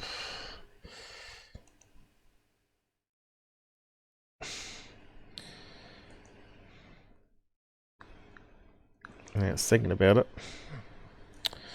Kit Green, Alien Autopsy leaked docs. Updated August 8, 2019. Update August 8, 2019. I have received info from a deep black source on the AA. He said the original footage is real, the alien is real, the film is real, and then later some fake stuff added, presumably by Santilli. This source is impeccable on these matters. I was reviewing the 2001 Kit Green documents, and in rereading them with the idea in mind that he might be trying to change his story at this late date and saying, according to Dolan, that the body is not alien, he directly contradicts what he told Davis, Puthoff, Bigelow and Cohn Kelleher's that the body is alien, the autopsy is real and film is real. And that is what he reported in an unofficial Pentagon briefing, also called Briefing Number 2. There is no way he can change his story at this time without sounding completely mind-controlled or devious. Just can't happen. Something is very wrong here. Oh, Jesus. Come on. Please, God, come on.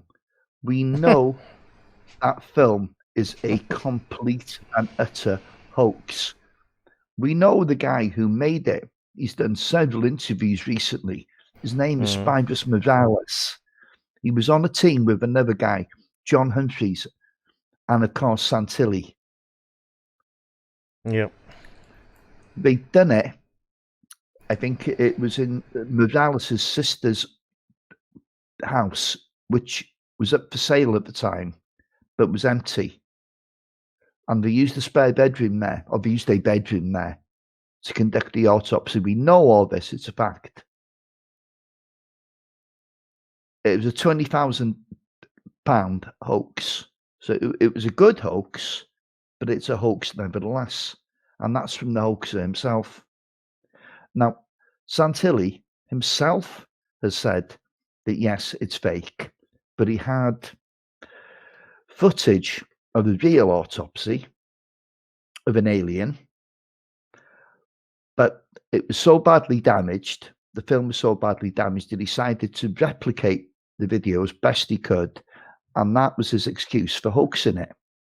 So it's that, and of course, Santilli's never produced the footage of what he called the real UFO autopsy, or the alien autopsy, I should say. So we just know this, and he never will because he hasn't got it. It doesn't exist. It's bullshit. And yet they're digging this thing up again. And this Kit Green, I don't trust him at all. I don't trust this Kit Green at all. He's involved heavily in his Wilson leak as well, isn't he? Yep. Yeah, and that's another thing that Dolan's falling for. And Right. Linda Moulton Howe again now. Linda Moulton Howe is going on that, no, it's real. No, it's not. It's not. It's a hoax. For God's sakes, get on. Yeah. There may be there may have been an event where actually the real thing actually did happen, but that thing is not part of it. Oh no, and I mean it was crazy. The lengths that Santilli went to cover it up. I mean, they kept asking him, you know, who was the guy that you got it from? Yeah, but this is how disinformation works, though. There may have been a real alien autopsy done, and someone stole the film, so they paid off someone to actually produce a fake one as a cover story to put doubt on anything else got leaked out. No. Nothing to do with that. It was a money-making enterprise on Santilli's behalf. There's no doubt about in this that. case, yeah, it was. But I'm saying, and I'll tell you the lengths he went to. People were asking, okay, who is the guy that actually filmed this? For years, he tried to hold back, saying that the guy didn't want to be known. He wished to remain anonymous. Blah blah blah blah. But he was put under so much pressure. So what he done? He paid some tramp on the back street a few quid, yeah, and got him to sit down and say that he actually filmed the video. But he got caught doing that, didn't he? What a muppet. Extremely sad. People don't learn the lesson. There's still people out there that believe this is, you know, that alien autopsy thing is genuine. Oh well. There's a label for it. It's bullshit. Yeah. You can actually see at one point, and this is what perked my interest. When it first came out, it was in the 90s, wasn't it? Actually, see the head wobble when he actually goes to open the skull cap. The head wobbles, it oscillates side to side a little, you know. I'll tell you why that is, because Santilli told us the head actually wasn't attached to the body. It was just sat on it, you know. So it appeared to be attached, but it actually wasn't, which is why when they put the hand on it, it moved and oscillated like that. And that was the one thing the Hollywood guys, when they reviewed it, they actually spotted that, you see. Yeah. Yeah, and Dolan was trying to get the money grab there as well. Oh, I've gone off him. I can't listen to him anymore, you know. I'm the same. Especially after they blocked me. Yeah, I just can't take him seriously anymore. And no. I mean, he's a damn good historian, he is, and his books were excellent. What were they called again? UFOs and the National Security State.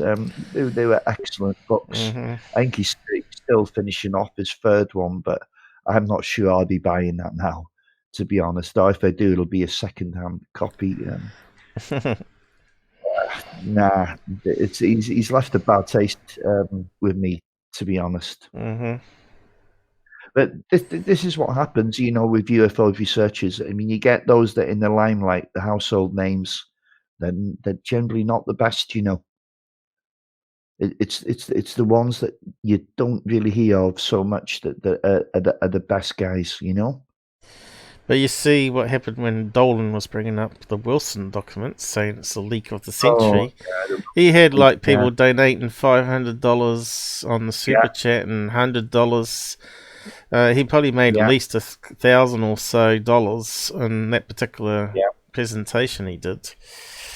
Yeah. And he made a lot more after as well. I mean, you see, any leaked document, you know, it's always going to be, there for debate. And he was trying to say that it would be so difficult to debunk. Well, a week later, people have picked the pieces. Yeah, I picked it to bits as well. I said it was possibly a fake because it had strange lines running through some of the pages anyway. I thought it was anything to do with that. I think what the problem was that kind of conclusion that UFOs are real, alien abductions are not. Now that, to me, just stank of disinformation. It was a kind of a thing that was designed, you know, to split the UFO community up and I think it was a cut and paste job. I think they're real quotes that people said in meetings, and someone's cut and pasted out of context. Yep. Oh, absolutely. And so someone said, probably someone made a comment, and they said, "Oh, that's not related to alien abductions," and they've gone and copied it from a memo that was stated in the memo, because they normally have like a summary, don't they? After, and everybody gets an email in case they missed the meeting, see what was said in the meeting. I reckon someone's got a collection of the memos from what's that guy called? The PhD guy. What's his name? Eric Davis. PhD. Oh, Eric Davis. Yeah, I think someone's got hold of his emails and cut and pasted it 10 years ago into this Wilson document to try and split the UFO community up, right? Because of the alien abduction statement in it. But yeah, my feeling that Greer was behind it actually, but you can't prove it. I reckon he probably posted it around and sent it to Mitchell, and Mitchell didn't even bother opening his copy through on the junk mail pile, right? And it just ended up in his office collecting dust. I'm not entirely sure that it came from Greer myself. I don't think Greer would have faked it in that way personally. But anyway, nevertheless, he had something to do with it is dubious, isn't it? Yeah, we'll never know, but that's my feeling who's behind it anyway. And we can't ask Edgar Mitchell now, can we? Because he's passed away. Yeah, I don't trust Greer, and I don't trust Grant Cameron at all. Oh no, fast fire bullshit. Well, yeah, you got people like Earl Grey that actually thinks he's an okay guy, and some of the things he says is correct. Yeah, well, if you talk enough bullshit, there's going to be one thing right in every 100. Yeah, exactly. It's like Nostradamus. He was bound to get something right, wasn't he? He made about 10 million predictions. He's bound to get one right. Well, you're thinking of Billy Meyer too, the prophecies, but yeah. So we read out the rest of this document, or what? Yeah, hell yeah, go on. Something is very wrong here. What kind of pressure can this man, Kit Green, be under that he is propelled to 1. Schedule an interview with the well-known investigator Rich Dolan to be recorded presumably on audio and maybe even video. 2. Led Rich Dolan to believe he could release the interview, audio and/or transcript afterward. 3. Then later claim he didn't know that Rich Dolan was planning to release it to the public. 4.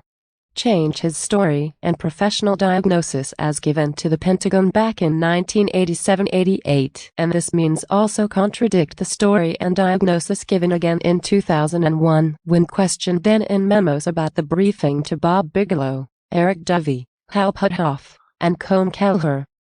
5. Fast forward to today, in 2019, suddenly claimed the body is not alien.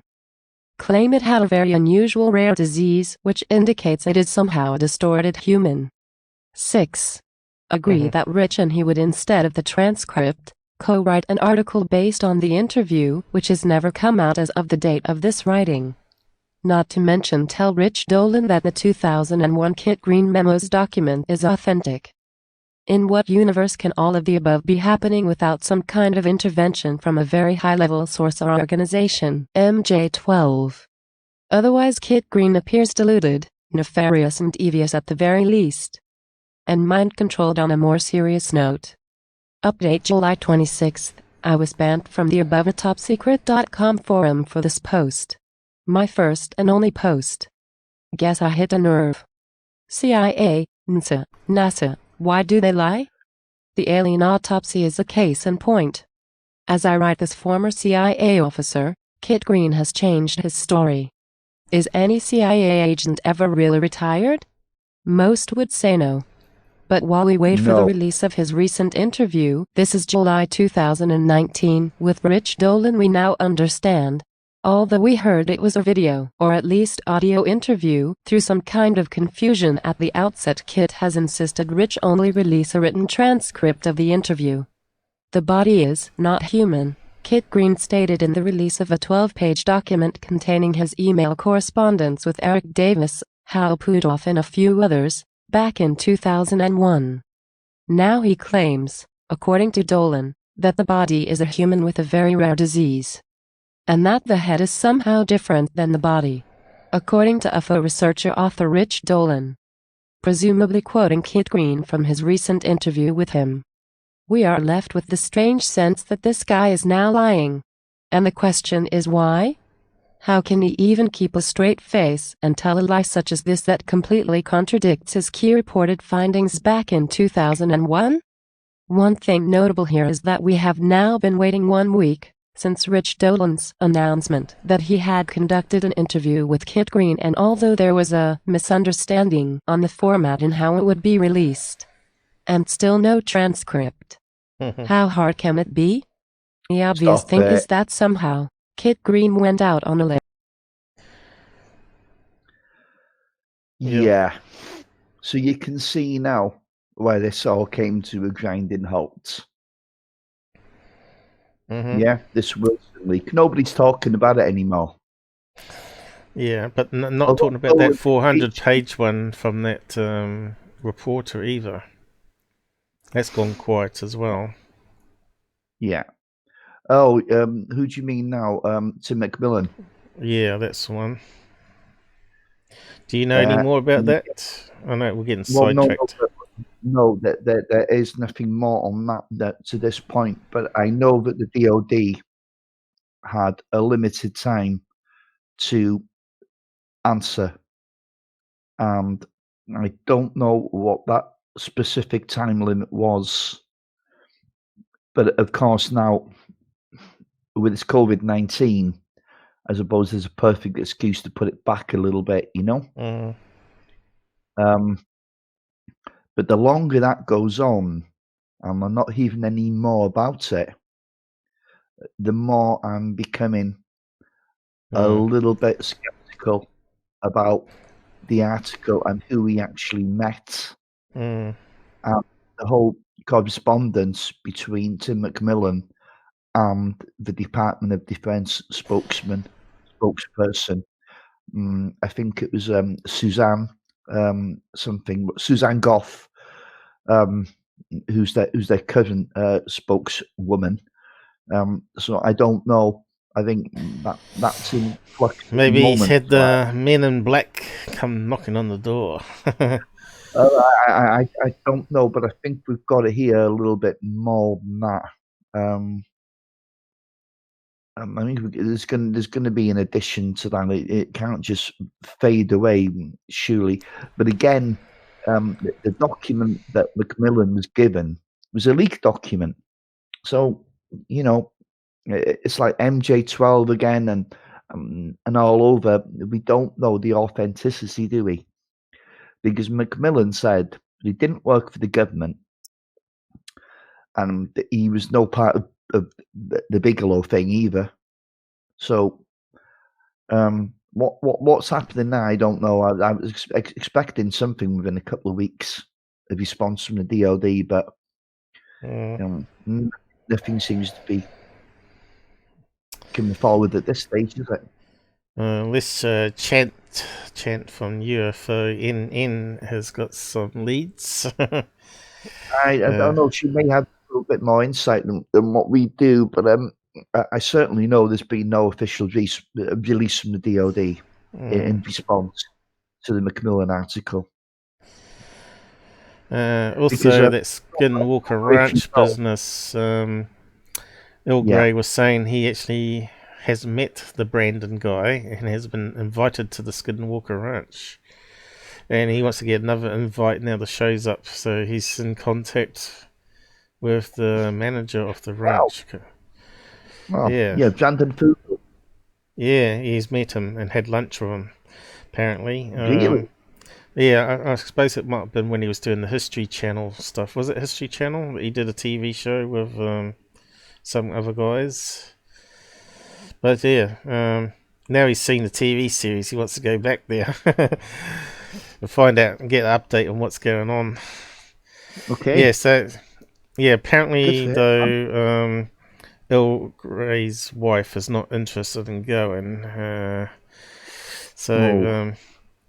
Yeah. Well, I hope he does. I hope he does get another visit there, because he needs to maybe be invited into the investigation for season 2. Who knows? But that'd be really good for Earl Grey if he managed to get. I mean, Earl is a contactee as well, so he may be of interest to whatever phenomena is lurking there. Yeah, so Earl has always got a lot of people that he seems to know, really credible people.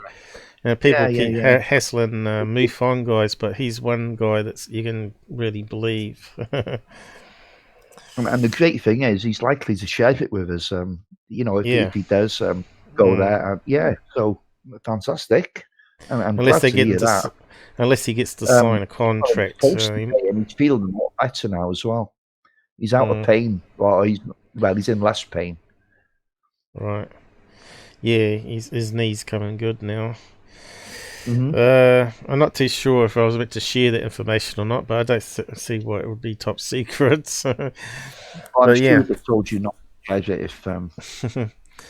There's a lot of stuff that we don't know what goes on under the tables, and what people contacting this is each the whole other. problem sometimes in ufology. I mean, I've had a few people that have sent me stuff, and they're like, "Don't share."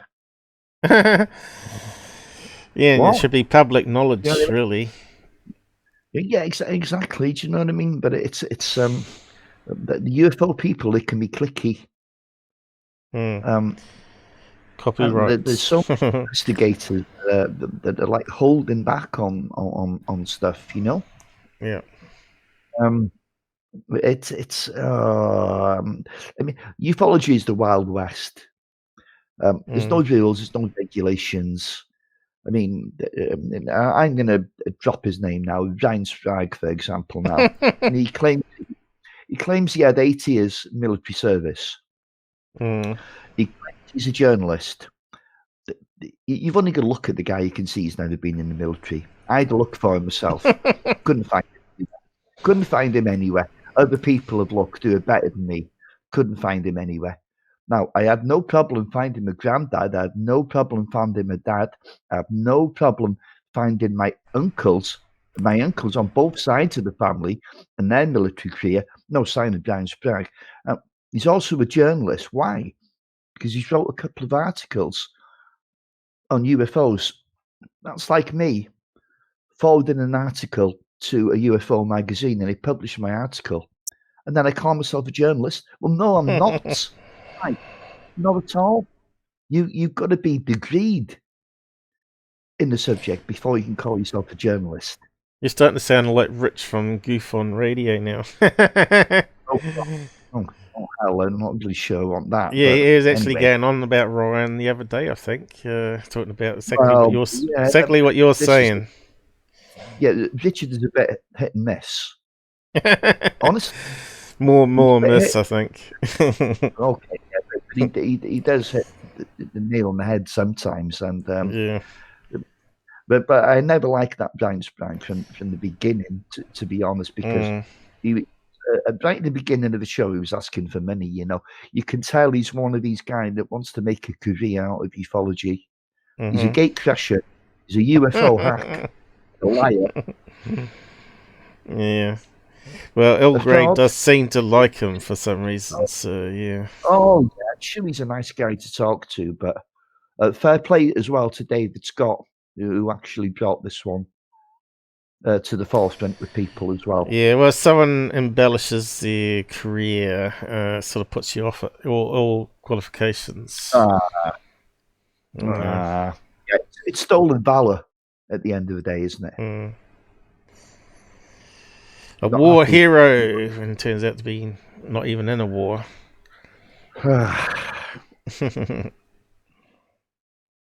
So, yeah, do you want to read out any more of this last document, or what? Yeah, well, we might as well kill it off, and then we can finish off, Paul. Yeah. It's been good life. 3.5 hours at the moment. Yes. And I still got to write up the description properly, and I'm already starting to forget what we've been doing. So who's making notes out there? Are you making notes, Susan? I have to think of all the different things. The obvious thing is that somehow Kit Green went out on a limb and said more than he was authorized to say, and now they are doing catch-up trying to figure out how to backpedal from a real piece of disclosure, or at the very least something that would reveal some truth they don't want out there. That truth certainly is not the fact that Kit Green has changed his mind and now thinks the entity being dissected in the alien autopsy is not an alien, but a human with a disease. Now, why don't I buy that? Sounds a little bit like the earlier history of the alien autopsy, where first Santilli claimed he hired a guy named Melleris to fake the whole thing even though he supposedly had been given real film from a cameraman. According to researcher Colin Wolford, who states, Santilli made his original claims and showed the footage in 1995, then changed his story to a recreation in 2006 claiming John Humphreys made the alien. Spiros Melleris came forward in 2007 saying that it was all a hoax and again dropped Humphreys' name as making the alien bodies. Colin Wolford. Melleris claims publicly just recently that he faked the whole thing and there was no actual real footage at all. Never, not ever. It was all a hoax. You can't make this stuff up. Fast forward to today. Kit is now admitting the email trail from 2001 is really real and he wrote those emails. And that back then he claimed that to the best of his knowledge the footage was real, the body was not human, and the procedures were understandable from a 1940s perspective. But now he is changing his story. Why? Because this is all about disclosure, and because as an employee of the government secret space program, he is under orders to keep it all secret until they get a green light. And that has not happened. Yet. But meanwhile, we are faced with a conundrum. Why is this guy changing his story? And add to that the fact that Roger Lair, another doctor famous for his astute and vast experience investigating encounters, implants and removing implants, not to mention filming aliens, see the Varginha incident, linked to Roger Lair's testimony at Citizens' hearing on disclosure. Also stated to his best medical knowledge. The body was not human and the autopsy was real. What is seriously going on here? Wrap into this analysis the following. We did go to the moon, but we had help. See my 3-hour interview with William Tompkins. And on top of that, Stanley Kubrick was hired to fake the footage to cover what they could not show the public they really shot on camera, which is a reptilian greeting party when they landed, and I am sure things went south from there. So here we have another instance of faked footage duplicating the real thing. Some say mixed with the real footage. Who knows, maybe the NASA moon footage is also a combo deal of real and fake just to give it the sheen of authenticity. Makes sense. Now back to the big question. Why is Kit Green lying, or is he? The thing is that the people that work for secret government firmly believe and have taken an oath not to reveal the truth under pain of death and so on. They believe that they are serving their country and their dedication and loyalty is to that. And so if necessary they will sell their firstborn into the super soldier program, for example, rather than break their security oath. With good reason. Added note, there is always the chance that Kit Green, as one of the key doctors involved in remote viewing and mind control, has had his mind wiped and his mind controlled to believe this new story. But this seems unlikely under the circumstances. Sci-fi. Their Yeah. lives, their families' lives, and their friends, if it comes to that, lives are all dependent on the fact that they must, under pain of death or worse, stand by their oath. Keep in mind the secret space program secret government is a team, a clique, a coven in every respect of the word, and a hero old boys network that every member has sworn to uphold against all odds. So fast forward to some kind of accidental release of documents. Not so accidental, because like the Admiral Wilson documents, these documents came from the same source to the same source, an Australian researcher, space buff and sometime ufologist named James Rigney. What is also paramount to keep in mind is there is a split at the top. Some want a form of disclosure and some want the status quo. This dilemma Kit Green and now Rich Dolan find themselves right in the middle of. What is sad is that no doubt Rich Dolan, who values his status as the go-to guy for the release of documents related to disclosure, is not going to rock the boat by calling a spade and accusing Kit Green of a two-faced lie. But I will. I am not a kiss-ass. Needless to say. And so I will challenge Kit Green here and now, and his cohorts up to the stars. Sure, you think our national security, screw that, our welfare on Earth is dependent upon you kissing ass and playing the party line. But I don't buy it. Because whether you like it or not, this story is bigger than any of you. Regardless of your little niche power position. The sad truth is that the truth favors the young, and the Earth to come in lies and obfuscations will not change that one iota. Carrie Cassidy. Project Camelot, July 22, 2019. Addendum to the above. There's always the option that back in the day, Kit Green was lying to Eric Davis and Bob Bigelow and the rest, saying the body was not human and not explaining further that it is a biological robot. Or android. Like the Nazca aliens. For example. Added note, I am in contact with both Ray Santilli and Spiros Melaris. See my analysis as I wrote to Spiros on Twitter today below. I have invited both of them on my show. I will also be inviting Kit Green on my show. As mentioned in my recent update of July 12th, another set of documents from the same source, James Rigney from Australia, who declines to be interviewed on the subject. Those documents have now come forward in a big way because Green has now confirmed to researcher author Rich Dolan that the documents are real. Apparently Green has spoken to Dolan and Dolan is releasing some transcription of that discussion, but not a video interview, soon. Kit Green, who I chatted with very briefly many years ago, good friends of Pandolfi and Puthoff, is validating the leak that happened back in June of some of his emails related to his take on the alien autopsy. RichardAllenMembers.com free content update on Kit Green interview.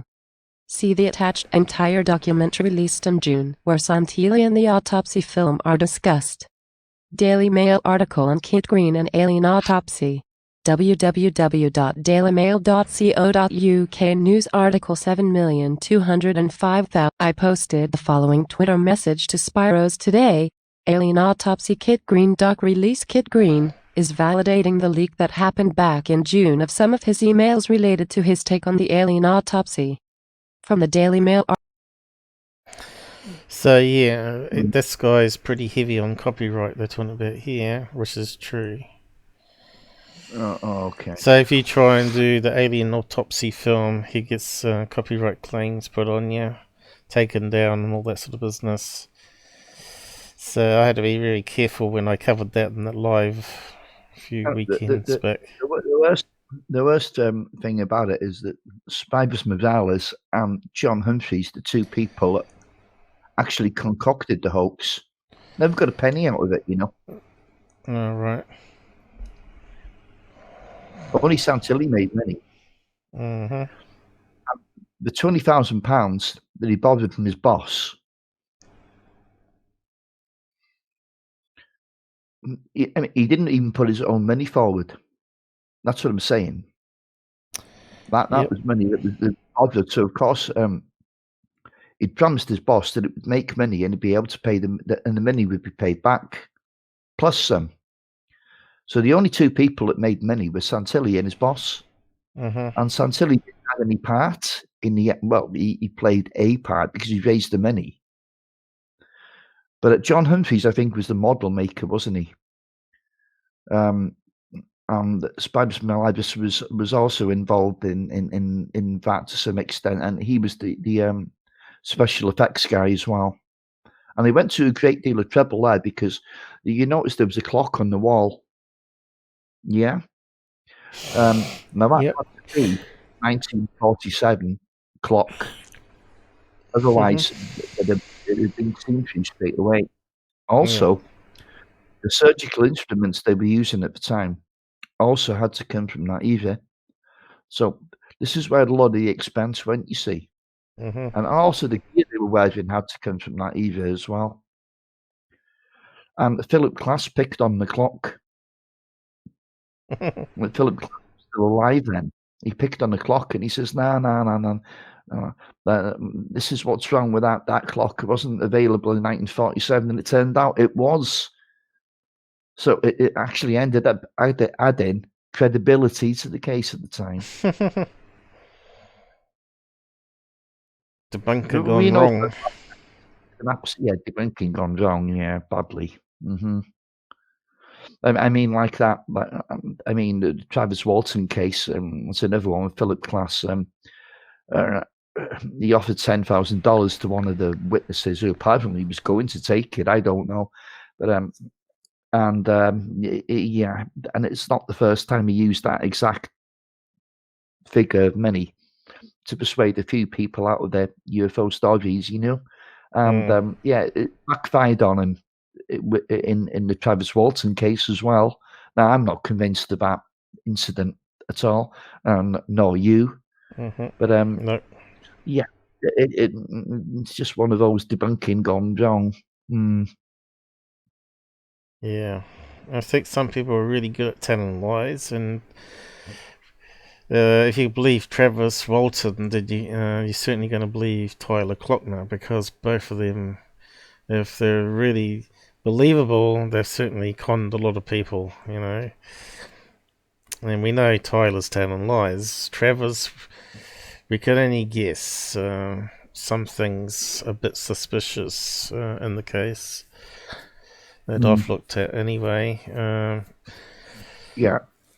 Now, lie detectors, everyone keeps talking about the lie detectors, but it's not plain sailing on the lie detectors. They actually failed a few of them, but they covered it up as well.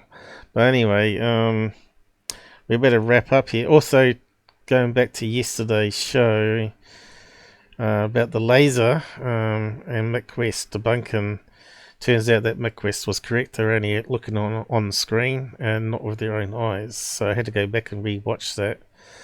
And what I thought was the high-powered laser on a tripod was actually a telescope camera, I think. And it turned out that they did have like a 5-watt little handheld one on top of a paint tin on the deer stalker stand thing they got. Which, of course, if you have that turned on for a long time period, of course it's going to run down a AAA battery that these things are powered by. So, yeah, but even so, even if they got that, even though the PhD didn't know about video artifacts, doesn't mean that the other stuff in the show is not legit, you know, with the microwave readouts and stuff. So, yeah, just simply trashing a show just because one thing's wrong, or they didn't actually lie. They just didn't know, you know what I mean? There's a difference here. If people knew that they were lying, then that's different. Well, but my only issue with this, Paul, is that it's a TV show. Now, if you wanted to conduct serious experimentation, you know, the best thing to do is conduct it privately, and then once you've come to a conclusion, if you can at all, then, you know, publish the results. That's a more professional way of doing it, rather than actually making money from the show to do it, which kind of leaves a little bit of a bad taste to me. I'll still watch it, don't get me wrong, and yeah, I mean, I don't know. there's another thing. I think Bigelow gave that branch up, didn't he? Now, if you think about this now, if Bigelow really had something there, would he have given it up? I'm not sure he would, you know. No. Then again, on the other hand, if after years of trying, they found that they couldn't actually capture anything, it was just that one or two steps I think that's ahead more of the them. case, yeah. I think that's more the case as well, Paul. So you might just sell it think- because you think it's all a load of myth after all. But Yeah, it might be that it was bad luck, and he thought, I've just got to be shot of this and give it to someone else, then sell it to another billionaire that you don't like. So who knows? But I have no problem with them filming it in real time and bringing it to a TV show. It's possible, Yeah. you know, how, you know, the problem is History Channel. Apparently they don't edit it the way you think they're going to edit it. So they may have discovered, oh, right, that's an artifact on the camera. How stupid that we didn't pick it up, but they leave it in and they chop out all that bit where they actually remove it again from the segment. Yeah. You know See, what I the mean? They danger just leave it in. They just leave it in there for entertainment, you know, because not much was happening. This Exactly. is what's wrong with the TV aspect side of it. Really, they should be filming it themselves and making their own series on YouTube. That's how it should go. It should be like what we're doing here. And I keep saying that, you know, people will fund you. People will throw money at your super chat and stuff like that if they want to think that you're a serious UFO investigator or paranormal. People will do it. You just got to... See, that's the same with UFO Hunters guy. He said, oh, you got screwed over by History Channel. So what? Go on YouTube, use Patreon, and have people pay monthly membership to get access to some of the episodes and put a lot of the other ones free on there to hook in people all the time. Keep a free show, but also extras and behind the scene. They got to be Patreon members or something like that, you know. These people don't think big, or they're not technical people. Technical wise people.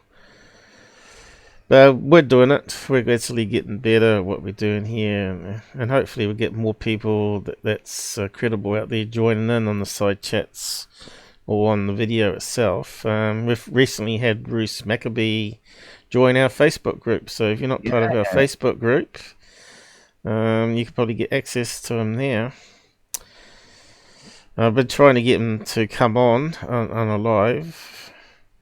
Come and talk about UFOs, because I like to know his own experiences. You know, what has he seen? You know, I know his wife had something with the Predator thing, which I debunked the video for that, but doesn't mean that there wasn't a real thing that happened in the forest, like a UFO landed or whatever. But the photograph was not proof of a Predator anyway. No, but there were some parts of that you didn't really cover. He said, you know, Bruce was actually saying the software in the camera had to have been changed. No, for the pictures to come out. No. It's a known firmware bug, and a lot of people have had problems with the pictures going skew with like that. That's what my episode's about. Predator. Yeah. Go and check it out anyway, and also. Bruce was meant to be emailing me something about Gulf Breeze. I'm not sure what about, but I'm not sure if he knew if I already covered Gulf Breeze. Just to make it clear now, that it was first covered on David Clyde's film documentary, wasn't it? Repeated again, the Predator. Yeah. I thought it was called The Hunted. I thought it was called Predator on that one as well. Don't think it was. Bruce's Predator. So this apparently happened in his own property. If you've not heard the case, go and listen to my live show there. And of course, if you've not heard about the Gulf Breeze one, I'm probably the only one that's sort of given it a fair, unbiased look at the Gulf Breeze one. I suppose it hasn't got my key clicks. Yeah, Paul, it's called The Hunted. Okay. I think I'm afraid you'll have to buy that. Buy what? It's Missing 411 Hunted. If you want to watch it, Missing Oh, right. 411 Hunted, you're going to have to buy it, because that is. I'm not going to tell you how else you can get it. There's options out there, but you just have to know what you're doing. Yes, Yeah. but I don't think it's too expensive, and it's actually a damn good watch. I think most people are clued up today, know what they're doing. Yeah. Most people. Yeah. But seriously, again, some of the stuff after you've watched it, if you paid for it, you'd be disgusted. Like if you bought currently the Corey Good movie, after watching that, you'd want your money back, and also the Dr. Greer latest movie and the previous movie. Even the Serious thing, the movie, was it called Serious? So the very first movie, it was a disaster, I thought, with the mummy, was a kid mummy thing, about 5 inches big. And then at the end, he put all this free energy stuff, which was full of fake videos from YouTube, you know, where the guy's sitting near a power line and it's spinning around because he's getting electromagnetic. I thought you were talking about the Roswell slides there, where there was, a child. Was it Roswell slides on Sirius? I'm not sure if it was. I don't think so. That was Donald Smith and Don Carey. That how many childlike alien bodies things have there been so far? There has been a few over the years, yeah. Paul, actually. That's what I thought.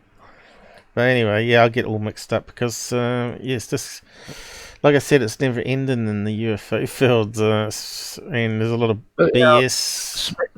Smith and Carey were actually really good researchers. They've done some really good work on Roswell and Wright Patterson Air Force Base and that. It's just that they got proper second of that one. Right, we're coming up to 4 hours now, so I think we better wrap it up. I don't think anyone's going to ever watch this for 4 hours, but you never know. We had like average of maybe 4 people here today. No, yeah. It depends if you want to join a podcast where you're interested in the topics that we talk about. You know, there's got to be people out there, but everyone's sort of hypnotized zombies for 10-minute videos and security, unfortunately.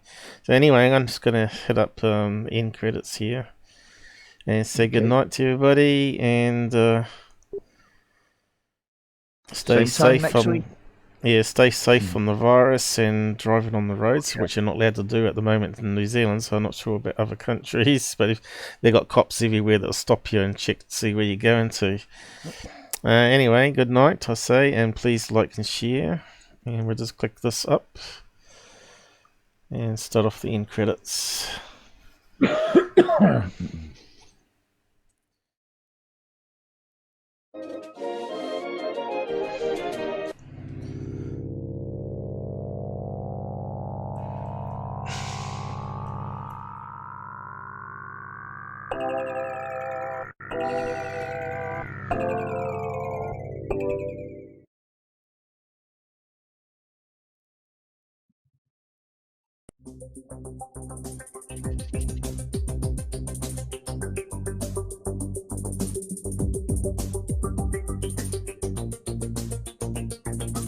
Here it goes.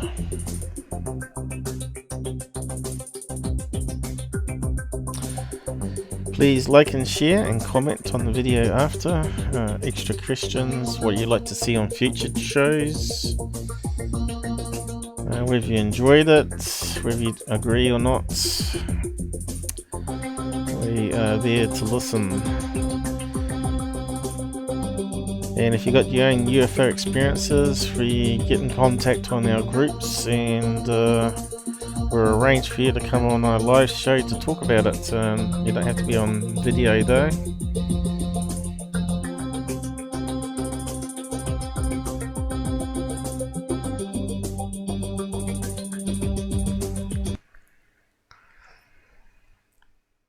Oop. Just finishing. Good night.